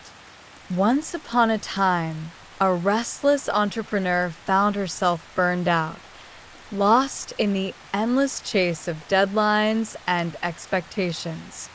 Meanwhile, an artist struggled, yearning to create something meaningful, but drowning in the noise of everyday life. Both of them, desperate for change, attended a conference led by a legendary speaker known only as the Spellbinder. He spoke of greatness, of untapped potential, of the life that waits just beyond our excuses. But it was after the speech when the real magic began. A stranger approached them, dressed plainly, his only hint of wealth a gleaming, rare watch. He was the billionaire, though you'd never know it, and he shared his secret softly, almost like a whisper. I didn't stumble into success. I built it each morning starting at 5 a.m. If you're ready to change your life, meet me tomorrow before the world wakes. And so, with hesitation and curiosity, the entrepreneur and the artist awoke the next morning long before the sun. To their surprise, a luxury car awaited, carrying them to a private jet, its sleek frame marked with 3 simple letters, 5AC. The 5 a.m. Club, the pilot explained with a smile, where ordinary people become extraordinary. As the jet soared into the sky, the billionaire began to share his greatest treasure, not his wealth, but his morning ritual. 5 a.m. is not just a time, it's a doorway to peace, power, and possibility. He spoke of the greats who came before. Mozart, composing symphonies before the sun rose. Benjamin Franklin, who asked himself each morning, "What good shall I do today?" John Grisham, writing his first novels 1 page at a time before dawn. The world's quietest hours are when your mind is sharpest, your soul is clearest, and your dreams loudest. He explained the science behind the practice. When we rise early, our prefrontal cortex, the part that doubts and worries, goes quiet. What's left is pure creativity, clarity, and flow. It is a gift so few accept. The billionaire called it the victory hour, and within it lay the powerful 20/20/20 formula. The first 20 minutes, move. He urged them sweat, stretch, breathe. Sweat is the prayer of the strong, he smiled. With movement comes the release of stress, the birth of energy, and the awakening of the mind. He told them of his own ritual, running along empty beaches, lifting weights as the sky turned from black to gold, listening only to the sound of his breath and the rising sun. Motion creates emotion, he said, and emotion drives greatness. The next 20 minutes, reflect. Sit with yourself before the world gets a chance to pull you away. In this sacred pause, he journaled, wrote his gratitudes, acknowledged his fears. Pour your soul onto paper, and you'll lighten your heart. He spoke of ancient philosophers of Marcus Aurelius, who began each day writing his meditations, thoughts meant only for himself. This is how you lead yourself before you lead others. The final 20 minutes grow. Read, learn, feed your mind, because no empire was ever built on ignorance. He devoured biographies, lessons from leaders, wisdom of saints and scholars. Growth is non-negotiable. Stagnation is death. He told them of his favorite dawn rituals, listening to audiobooks, exploring new ideas, studying breakthroughs in science, psychology, and art. But the billionaire's wisdom didn't stop there.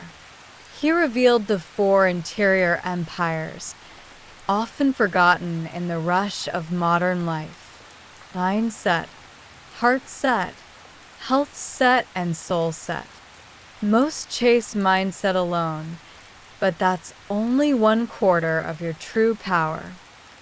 Mindset, training your mind to see opportunity, not obstacle. Heart set, healing your emotional life, so past pain doesn't poison future potential. He shared how each morning he forgave both himself and others. The heart unburdened is the heart that flies.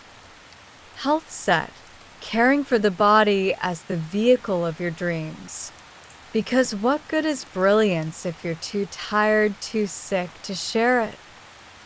He trained hard, ate clean, and rested deeply, knowing that longevity was the ultimate edge. Soul set, connecting with something greater, the part of us that remembers who we truly are. Each morning, I speak to the sky, reminding myself, I am not my fears, I am my dreams. The artist, wide-eyed, felt a stirring in his chest. The entrepreneur, for the first time in years, felt hope. And just when they thought the lessons were complete, the billionaire shared one final truth. Elite performance, he said, is not just about how you work, but how you rest. He spoke of the twin cycles of performance: intense focus, followed by deep recovery. A farmer does not plant without resting the soil. So too must you rest, replenish, and renew. He shared his evening rituals, turning off screens by 8 p.m., sipping tea, reflecting on his wins, reading poetry, and sleeping like it was his superpower. As their journey came to a close, the sun rose over the ocean, painting the sky in hues of pink and gold. The billionaire smiled as the first light touched their faces. Remember this: the world belongs to those who rise while others sleep. Own your morning. Own your life. Protect your first hour, and the rest will follow. And so, dear listener, as you lay quietly now, feel the story settle into your heart. Imagine the quiet of a new dawn, the air still, the sky endless. See yourself rising while the world sleeps, moving, breathing, reflecting, growing. Because within those hours lies the power to shape your destiny. And now, as sleep takes you gently, remember the final words whispered from the Midnight Library. Good night and sweet dreams.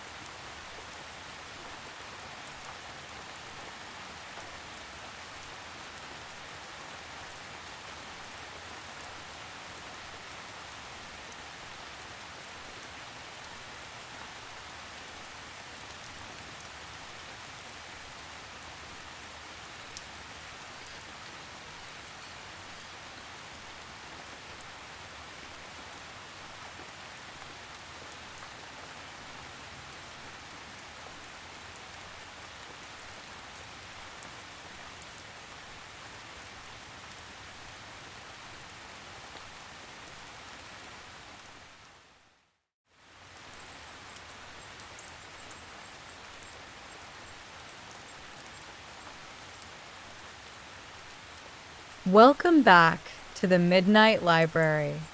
Tonight, we journey through the pages of 12 Rules for Life by Jordan B. Peterson, a timeless exploration of what it means to live meaningfully amidst life's inevitable chaos. As you settle into the softness of your pillow, let your breath slow, each inhale filling you with calm, each exhale releasing the worries of the day. Now, let us drift through the 12 rules, not as strict commands, but as quiet guideposts that invite us to live with intention, courage, and grace. Along the way, we'll explore the myths, stories, and examples that breathe life into these principles. About the author, Jordan Peterson, a clinical psychologist and professor, has spent decades studying what it means to be human, our struggles with suffering, meaning, and responsibility. Drawing from ancient myths, biblical stories, and psychological insights, he offers us these 12 rules as anchors, as lighthouses, to help us chart a steady course through the unpredictable seas of life. And so, our story begins. Rule 1. Stand up straight with your shoulders back. We start with a simple physical act, posture. In the animal kingdom, lobsters fight for dominance. Victors expand, their bodies tall, their movements fluid. Defeated lobsters shrink, chemically altered, curling inward with lowered eyes. Humans, too, react to the world based on how we carry ourselves. Drooping shoulders tell your mind you are small, that you should avoid risk. But a lifted head, a proud chest, this changes everything. In moments of difficulty, a job interview, a tough conversation, a new challenge, imagine yourself upright, grounded, unshaken. Just like the lobsters, your body will tell your mind, I can handle this. Rule 2.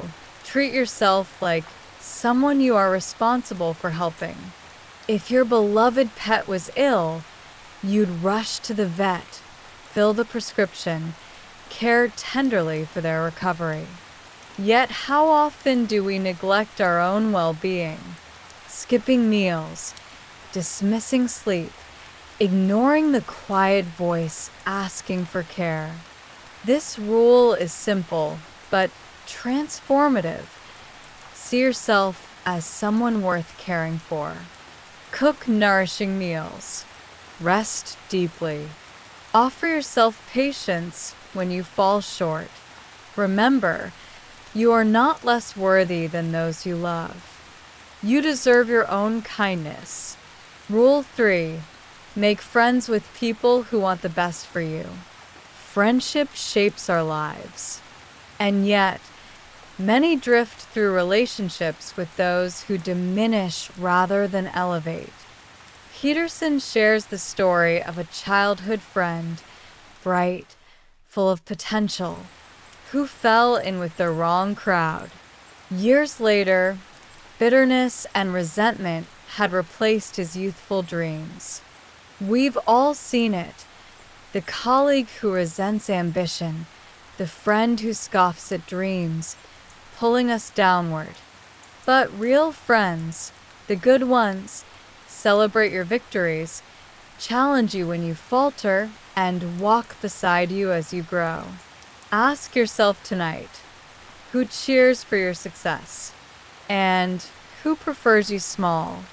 Seek the former. Gently step away from the latter. Rule 4. Compare yourself to who you were yesterday, not to who someone else is today.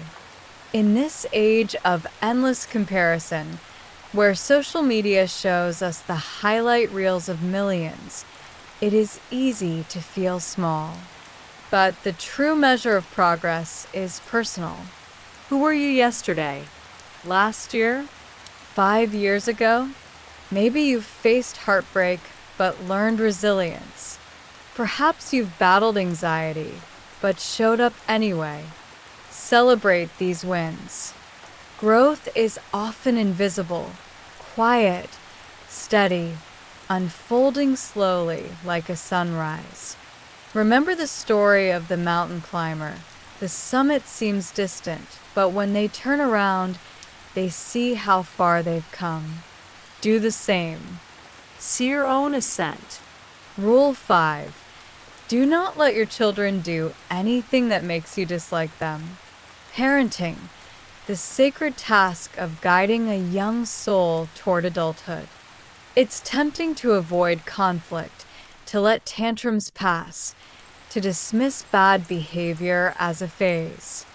But children, wild and wonderful, crave boundaries. Imagine a child left to their own devices. No rules, no limits. They grow feral, lonely, unloved, not because no one cared, but because no one taught them how to live among others. Teach your children, gently, firmly, that kindness matters, that actions have consequences, and that they are capable of goodness. Raise them to be people you are proud of and that the world is grateful to know. Rule 6. Set your house in perfect order before you criticize the world. The world is filled with injustice, war, corruption, cruelty. It's easy to blame, to point fingers outward, but Rule 6 turns the gaze inward. Before changing the world, clean your room, pay your debts, heal what is broken close to you. Alexander Solzhenitsyn, imprisoned unjustly in Soviet labor camps, did not curse the world. He reflected, what choices led me here? How can I still do good? His writings exposed the evils of the Gulag system, changing the world not with blame, but with courage. Tonight, think, what small thing can you set right tomorrow? Rule 7. Pursue what is meaningful, not what is expedient. The monkey and the cookie jar, a simple tale of greed.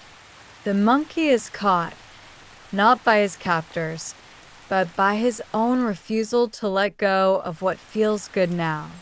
We are all that monkey sometimes, clinging to comfort, avoiding sacrifice. But meaning, deep, soul-filling meaning, comes from choosing what is hard, from sacrificing what is easy. The parent who wakes at night for their child, the artist who labors over their craft, the student who studies late for a distant goal. Tonight, consider, what are you holding on to that keeps you trapped? What might you release to rise higher? Rule 8. Tell the truth, or at least don't lie. Lies are heavy. They grow until even we cannot tell where the truth ends and the story begins.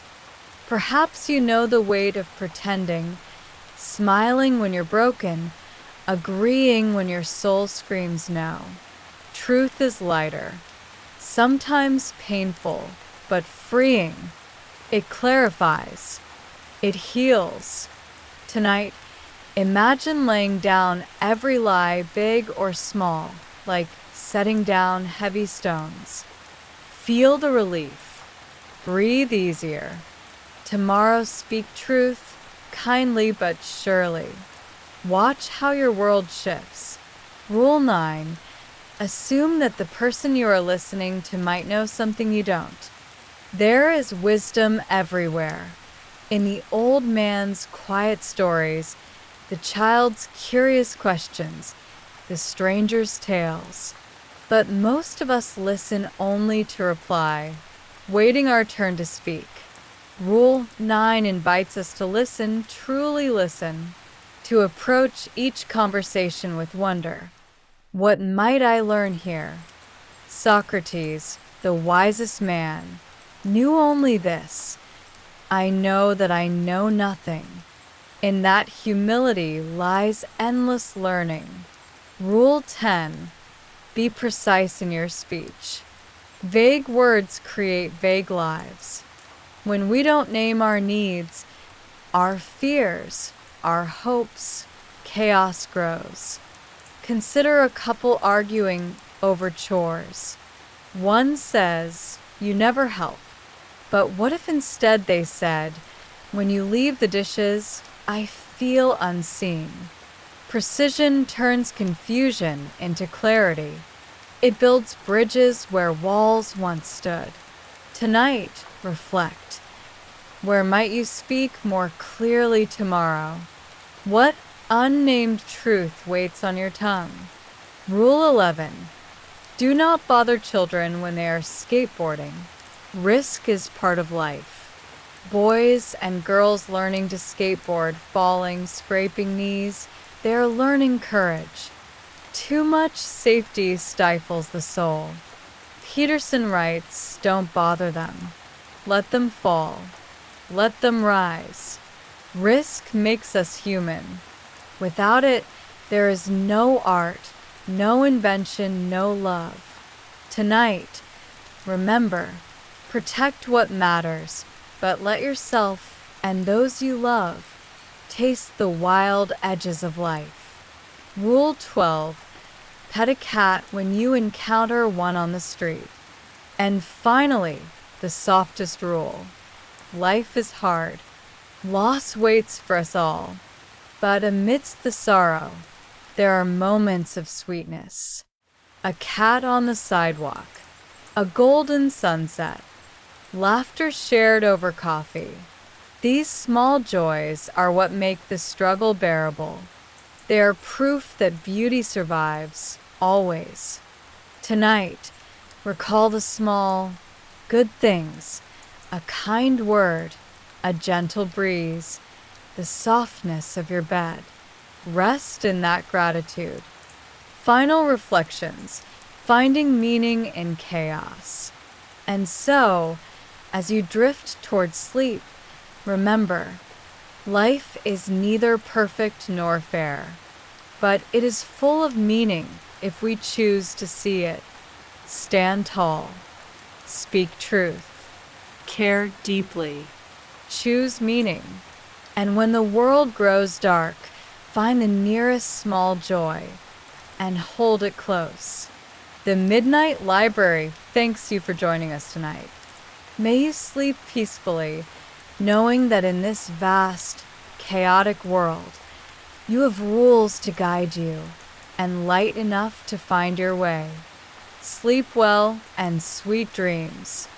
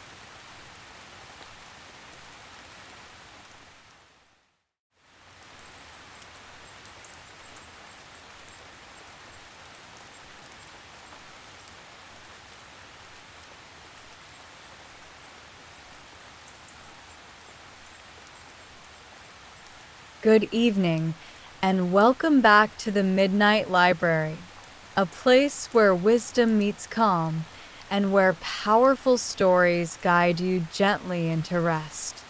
Tonight, we journey into a story of resilience, personal power, and self-reliance. Inspired by the book, The 7 Rules of Self-Reliance by Maha Bolinian, this is a story not of grand victories or lucky breaks, but of quiet persistence, subtle choices, and the remarkable strength that grows when you learn to rely on no one but yourself. As you settle into bed, feel your body grow heavy and relaxed. Take a slow breath, releasing the day's worries. Tonight, allow this story to carry you, a story about navigating life's challenges, embracing uncertainty, and finding power in places you may not have expected. Let us begin. About the author. Maha Bolinian is a master of building bridges between cultures, between people, and between challenge and opportunity. Born into an Egyptian-American family, she learned early on how to navigate different worlds.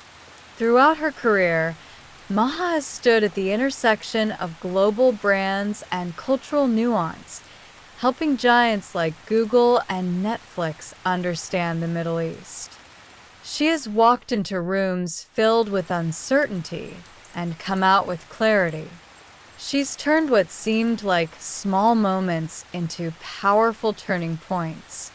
Through her story, Maha shows us that real influence, real power, comes not from waiting for opportunity, but from creating it. And tonight, you will hear how. The 7 Rules, an introduction to self-reliance. What is self-reliance? It is the ability to create value from the world around you, even when the odds seem stacked against you. It is trusting your instincts when others hesitate. It is knowing that the best opportunities don't just arrive, they're made. Maha's 7 rules of self-reliance are not complicated. They are simple but profound. As you hear them tonight, imagine your own life, the moments where these rules may already live, waiting for you to notice. The 7 rules are: 1. Stay low, keep moving. 2. Be a value creator. 3. Don't be a waiter. 4. Unlearn, relearn, and invest in yourself. 5. Protect your reputation. It is your currency. 6. Be a long-term player. 7. Live with no regrets. Now, let's explore what each means slowly, gently, so that with each rule, you drift deeper into reflection and then into rest. Number 1, stay low, keep moving. Imagine young Maha, newly back in Egypt after years of education in America, being offered a small job as an office manager. Overqualified, overeducated. It felt beneath her, but her father gave her a different way to see it. The office was that of a billionaire businessman, a place where information flowed, decisions were made, and relationships were born. And Maha saw the opportunity. She stayed low, but she kept moving. She learned the business. Every hallway conversation became a lesson. Every small task, a way to prove her worth. And in time, she found herself not on the sidelines, but in the center of monumental deals, like a historic telecom acquisition that would reshape Africa. The lesson? Sometimes the grandest journeys begin in the smallest, humblest rooms. True self-reliance means being willing to start anywhere, knowing that forward is forward, no matter how small the step. Number 2, be a value creator. As you breathe deeply, think about this. In every situation, you have 2 choices. You can wait for someone to give you value, or you can create it yourself. Maha learned this working with Gary Vaynerchuk. Without being asked, she studied his business. She learned his needs. She mapped an entire plan for how he could break into the Middle East market. She didn't wait for permission. She created value, unprompted, unseen, and it paid off. Creating value doesn't require grand gestures. It starts with a mindset, waking up each day asking, how can I serve? Not out of desperation, but out of strength. Because those who create value become invaluable. Number 3, don't be a waiter. In life, many sit by, waiting for their turn, waiting for the right moment, the right person, the perfect opportunity. But Maha's rule is simple: don't wait. She proved this at the NFL's Super Bowl radio row. Others stuck to the script, interviewing athletes. Maha saw something more, an opportunity to create viral content, to build stories that would resonate far beyond the stadium. She moved first, acted fast, created magic. The truth is, those who wait often wait forever. But those who move, those who act, are the ones the world remembers. Number 4, unlearn, relearn, and invest in yourself. As the world shifts, so too must you. Maha learned this the hard way in the heart of the Arab Spring. One of Google's marketing managers helped spark the revolution, unknowingly dragging the global company into chaos. The old rules of public relations, of corporate silence, no longer applied. Maha and her team had to unlearn what they knew and quickly learn new ways to lead, to connect, and to care. They trained journalists. They launched new products in Arabic. They proved that in the face of change, those who survive are not the strongest, but the most adaptable. Invest in yourself. Learn, unlearn, and learn again, because growth never ends. Number 5, your reputation is your currency. Reputation is quiet. It is built not when people watch, but when no one does. It is your currency, and you carry it everywhere. Maha guarded hers fiercely. She knew that each action, each word, each choice, added to or took from her invisible bank.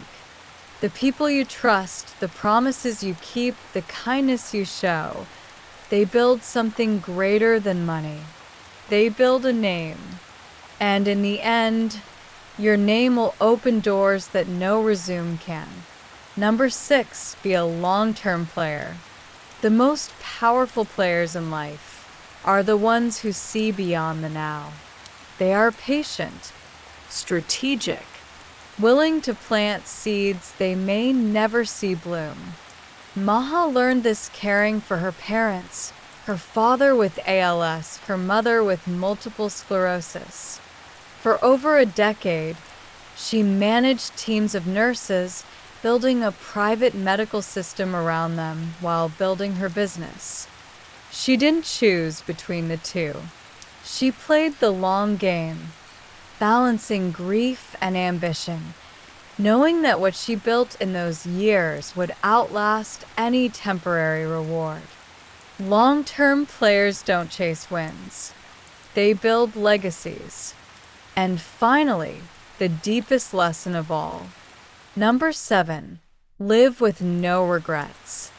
Life will challenge you. It will hurt you. It will test you. But every scar, every story becomes part of your strength.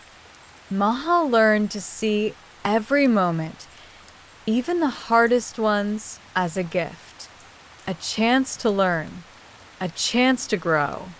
She transformed simple acts, like turning apricot juice into ice cubes so her father could taste Ramadan again, into moments of love, memory, and resilience. Live with no regrets. Your story is unfolding exactly as it should. Final reflections. What machines cannot do. As you drift further now, there is one more truth to leave you with. We exist in a world of algorithms, of machines that learn, that calculate, that predict. But no machine can feel what you feel. No technology can build the quiet trust, the deep relationships, the human strength that self-reliance creates. The future does not belong to the fastest or the smartest, but to those who know who they are. Those who can create value, weather storms, and walk their own path, steady and unshaken. And so, as you sleep, remember this. You are stronger than you know. Your greatest skills are not those you list on a resume, but those that live quietly inside you.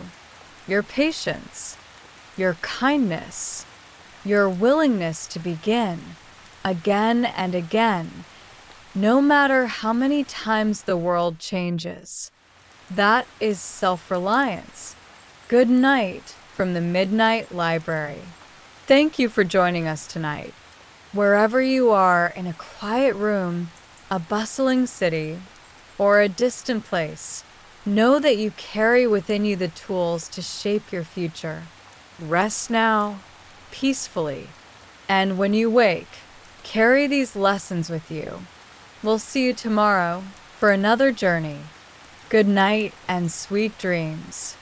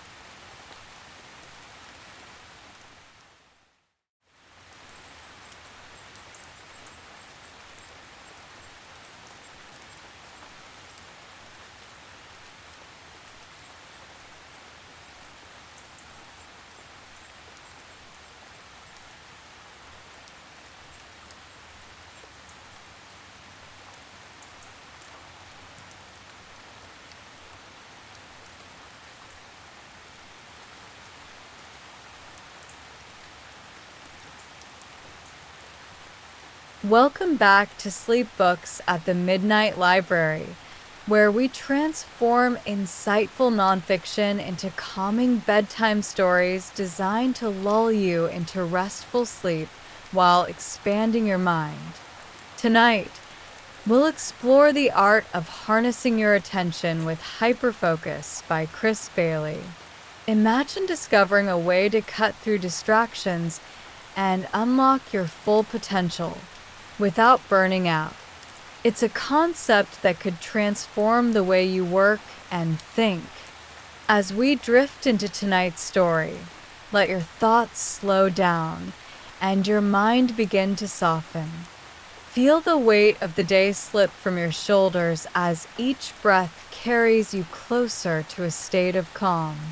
Settle in, adjust your pillow, and sink into the warmth of your blankets as we journey into the world of focus and creativity. Remember, you can find a full copy of the book through the links in our description. Don't forget to share where you're tuning in from. We love hearing from our global community. And as always, we're open to your suggestions for future stories. Now take a deep breath and relax as we begin. About the author. Our guide through this topic is Chris Bailey, a Canadian productivity expert, writer, and consultant whose work has been featured in publications like the New York Times, Harvard Business Review, and the National Post. Known for his practical insights and relatable approach, Bailey has spent years studying how attention and focus shape productivity. After turning down lucrative job offers to explore productivity full-time, he conducted a year-long experiment, testing different techniques to improve his performance and well-being. His findings culminated in his first book, The Productivity Project, which offered actionable tips for getting more done without burning out. With hyperfocus, Bailey takes this exploration even further, delving into the science of attention and revealing how mastering your focus can transform both your work and your life. 5 key takeaways. 1. Hyperfocus is the key to productivity. By directing your full attention to one meaningful task, you can accomplish more in less time. 2. Meta-awareness strengthens focus. Becoming aware of where your mind is at any given moment helps you maintain control over your attention. 3. Minimizing distractions is essential. Creating a distraction-free environment allows you to maintain focus and avoid mental clutter. 4. Scatter focus fuels creativity. Allowing your mind to wander can lead to unexpected insights and connections. 5. Nourishing your mind is crucial. The quality of the information you consume directly affects your ability to think clearly and creatively. Now, let's delve deeper into these insights and discover how they can help you unlock your potential. 1. Hyperfocus, the key to productivity. Imagine a day where you're fully immersed in your work. Time seems to fly by as you accomplish task after task. This state is known as hyperfocus, and it's more accessible than you might think. Unlike multitasking, which scatters your attention, hyperfocus involves directing all your mental energy toward a single, meaningful task. Picture yourself at a large wooden desk, bathed in soft, natural light. Outside the window, the gentle hum of distant birdsong blends with the faint rustle of leaves in the breeze. A steaming cup of coffee sits beside you, its rich aroma adding a sense of comfort and warmth to the moment. As you sit down to work, your mind becomes calm and clear. Each task feels more manageable, as if a fog has lifted, revealing a clear path forward. To enter this state, Begin by selecting one task that matters most. Remove any distractions from your environment. Silence your phone. Close unnecessary tabs and clear your workspace.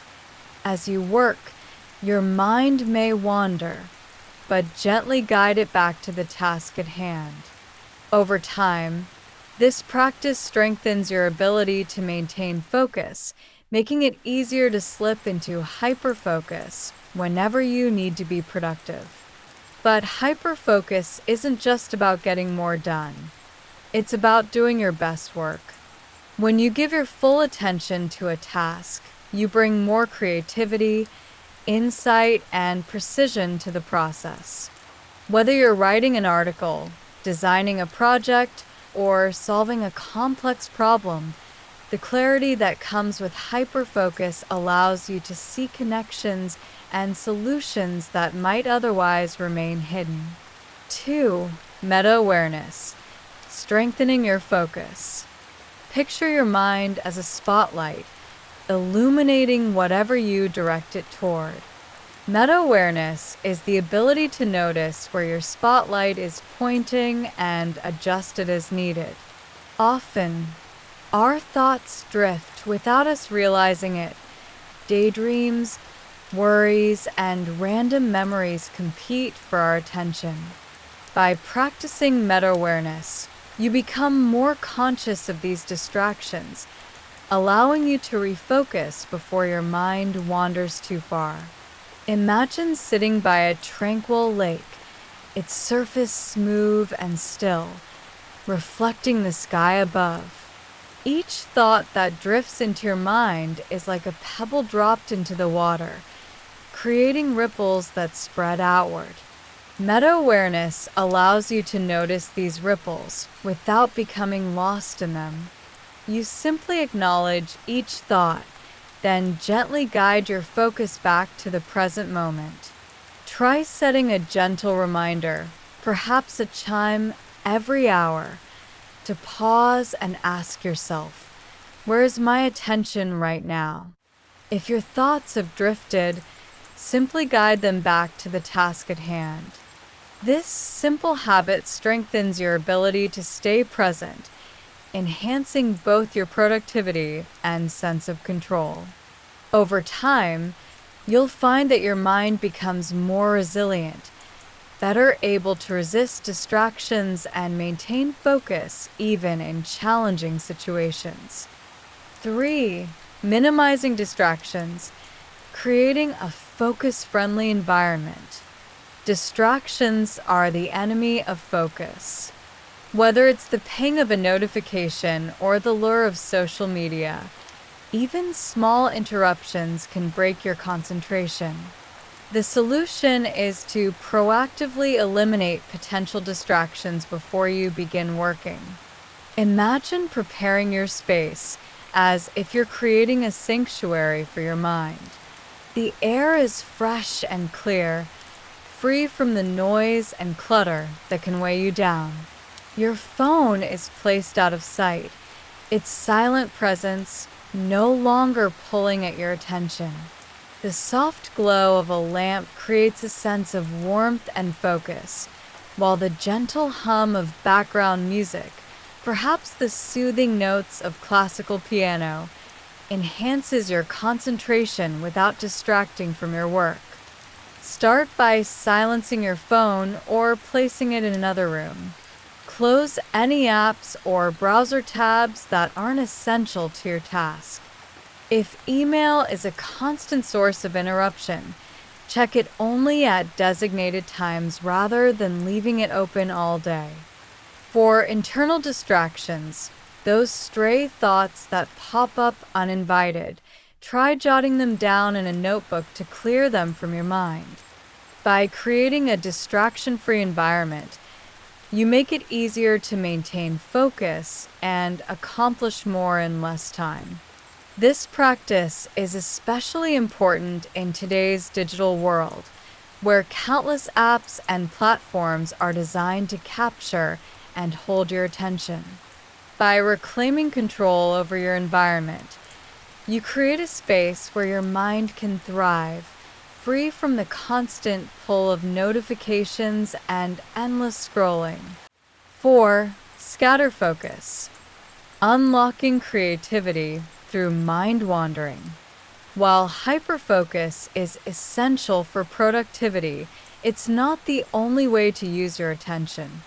Scatter focus, a state of relaxed, wandering thought, plays a crucial role in creativity and problem solving. Unlike hyperfocus, which narrows your attention, scatter focus allows your mind to roam freely, making unexpected connections between ideas. Picture yourself strolling through a sun-dappled forest, the soft crunch of leaves beneath your feet and the gentle breeze rustling through the trees. As you walk, your mind drifts from one thought to another. Memories, ideas, and fragments of conversation blending together in a way that feels both effortless and natural. This is scatter focus at work, allowing your brain to explore new connections and possibilities. There are 3 types of scatter focus. Capture mode, writing down everything that's on your mind to clear mental clutter.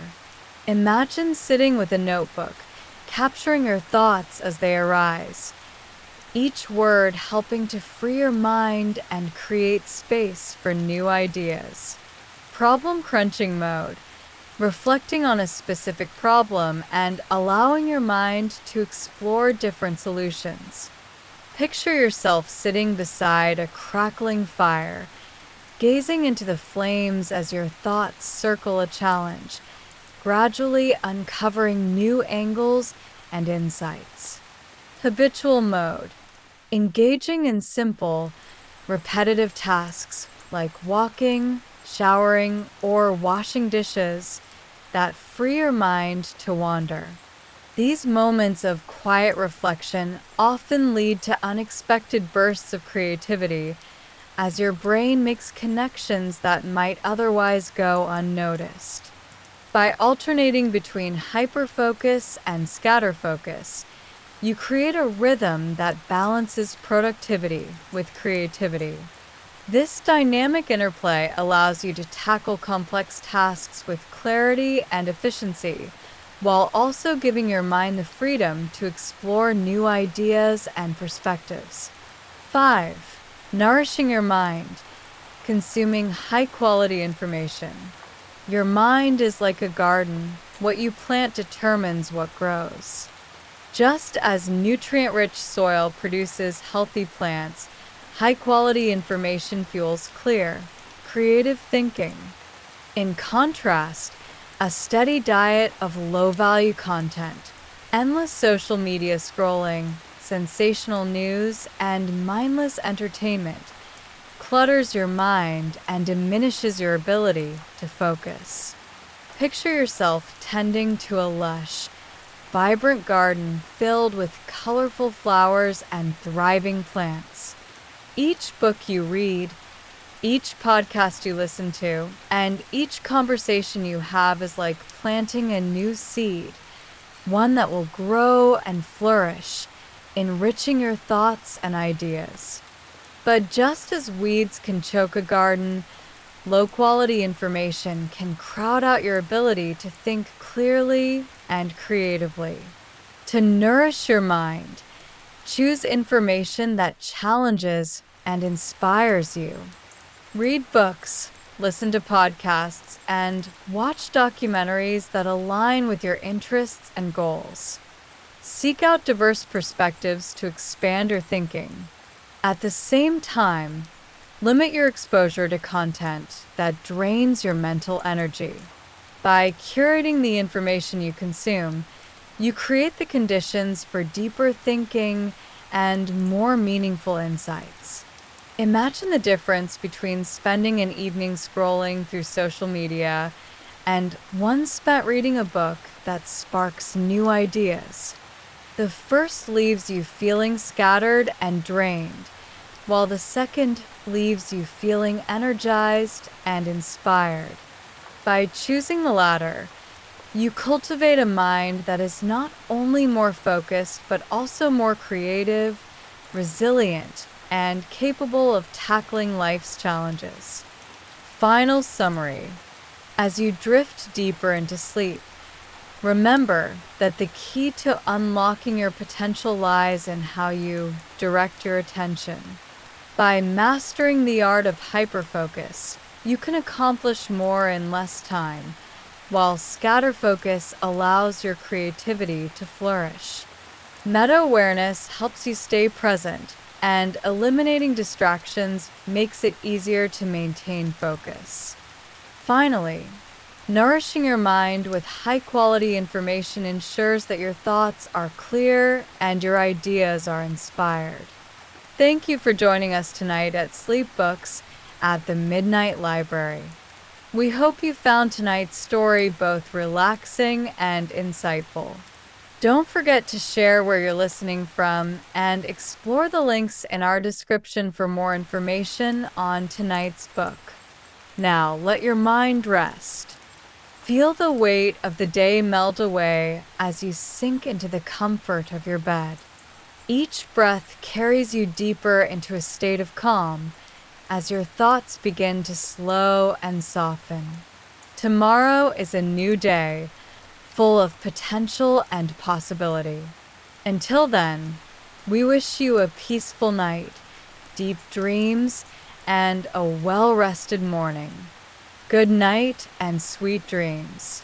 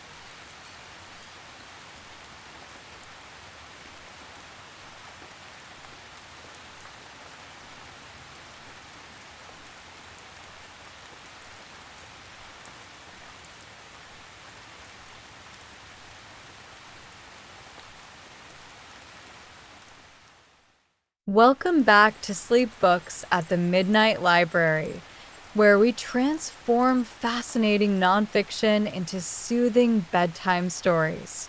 Tonight, we embark on a timeless journey, one that bends reality, challenges physics, and takes us beyond the limits of what we know. We're exploring Time Travel, a history by James Gleick, a book that traces the origins of time travel as an idea, from its birth in literature to its place in science, philosophy, and pop culture. As you settle into bed, allow your mind to drift. Imagine stepping into a mysterious time machine, one that could take you anywhere, to the past to witness history unfold, or to the future to glimpse the unknown wonders ahead. Would you visit the roaring 1920s to dance at a jazz club? Would you walk the streets of ancient Rome, surrounded by emperors and gladiators? Or perhaps you'd leap forward 1,000 years to see a world transformed by technology and interstellar exploration? Tonight, we will gently explore the history, paradoxes, and possibilities of time travel, all while helping you relax, unwind, and drift into deep sleep. If you'd like to read the full book, links are in the description below. And if you have suggestions for future sleep stories, we'd love to hear them. Now close your eyes, let your breathing slow, and allow your thoughts to float through time itself. About the author, James Gleick. James Gleick is a renowned science historian and writer, known for his ability to explain complex scientific concepts in a way that is gripping and accessible. His books explore chaos theory, physics, and the evolution of scientific thought, earning him multiple Pulitzer Prize nominations. In Time Travel, a History, Gleick takes us on an intellectual adventure, unraveling the ways in which humanity has imagined, explored, and debated the very nature of time itself. His work invites us to think differently about the past, the future, and the present moment, and tonight, we will let those ideas guide us into a peaceful and dreamy state of mind. The 5 key takeaways from the book. 1. Time travel is a relatively new concept in human history. While myths and legends hinted at glimpses into the future, the idea of physically moving through time only emerged a little over a century ago, popularized by H.G. Wells' The Time Machine, 1895. 2. Time travel has rules, and those rules create paradoxes. Over the years, writers and scientists have developed guidelines for how time travel might work, leading to fascinating paradoxes and logical challenges. 3.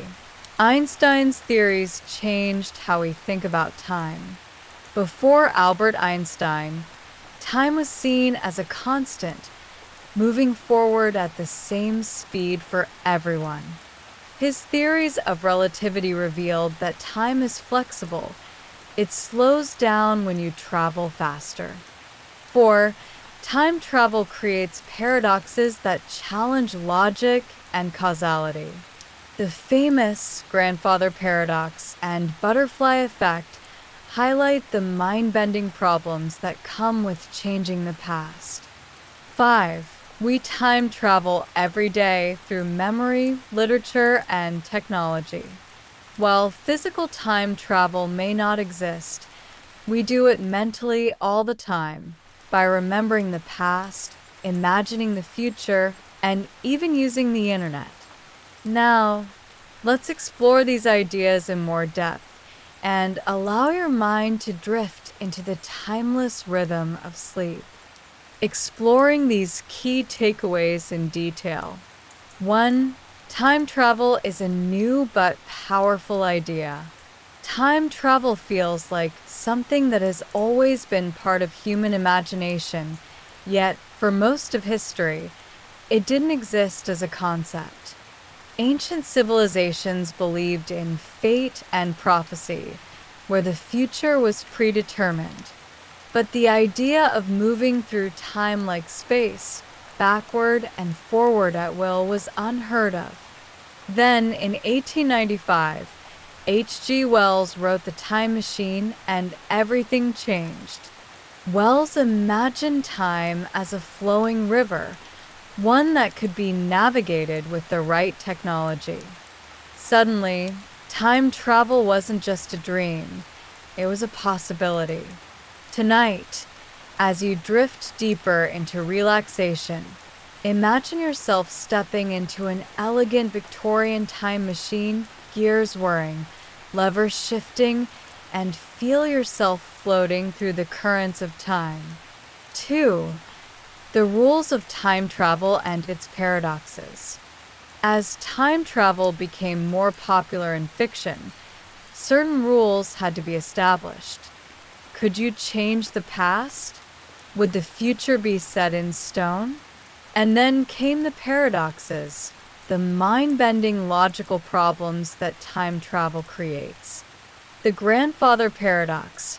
If you traveled back in time and prevented your grandparents from meeting, would you cease to exist? And if so, how could you have traveled back in the first place? The butterfly effect. A tiny change in the past, like stepping on a single butterfly, could have massive, unpredictable effects on the future. These paradoxes remind us of how delicate the fabric of time is, like a dream that shifts when you try to grasp it. So tonight, as you sink deeper into your pillows, allow your mind to let go of time altogether, floating in a place beyond past, present, and future. 3. Einstein's theories transform time itself.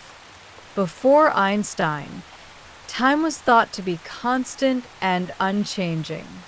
Then came the theory of relativity, which revealed that time is actually malleable. It slows down the faster you move. Imagine you were on a spaceship traveling close to the speed of light. For you, only a few months might pass, but on Earth, decades could go by. This means that time travel, at least to the future, is theoretically possible. Tonight, imagine yourself drifting through the cosmos, watching the stars blur into streaks of light as time slows, and you drift further into a peaceful sleep. 4. The paradoxes of time travel challenge reality. If time travel were possible, wouldn't we already have visitors from the future? Stephen Hawking once humorously suggested that if time travel exists, we should throw a party and invite people from the future to attend. No one showed up. Does this mean time travel is impossible? Or simply that we haven't figured it out yet? These questions invite us to dream and wonder, just as you are doing now, letting your thoughts drift through the endless corridors of time. 5. We time travel every day through memory and technology. Memory allows us to revisit the past, reliving moments and reshaping them. Books, films, and photographs freeze time, letting us see the world as it once was. The internet and social media create a strange kind of time travel where the past can be altered or erased at will. In a way, we are all time travelers, moving through memories, experiences, and ideas that stretch across the ages. Final summary. Wishing you a peaceful and restful night. Let go of the present moment. Drift into the timeless void of sleep, and allow yourself to travel through the landscapes of your dreams. Good night, and sweet dreams.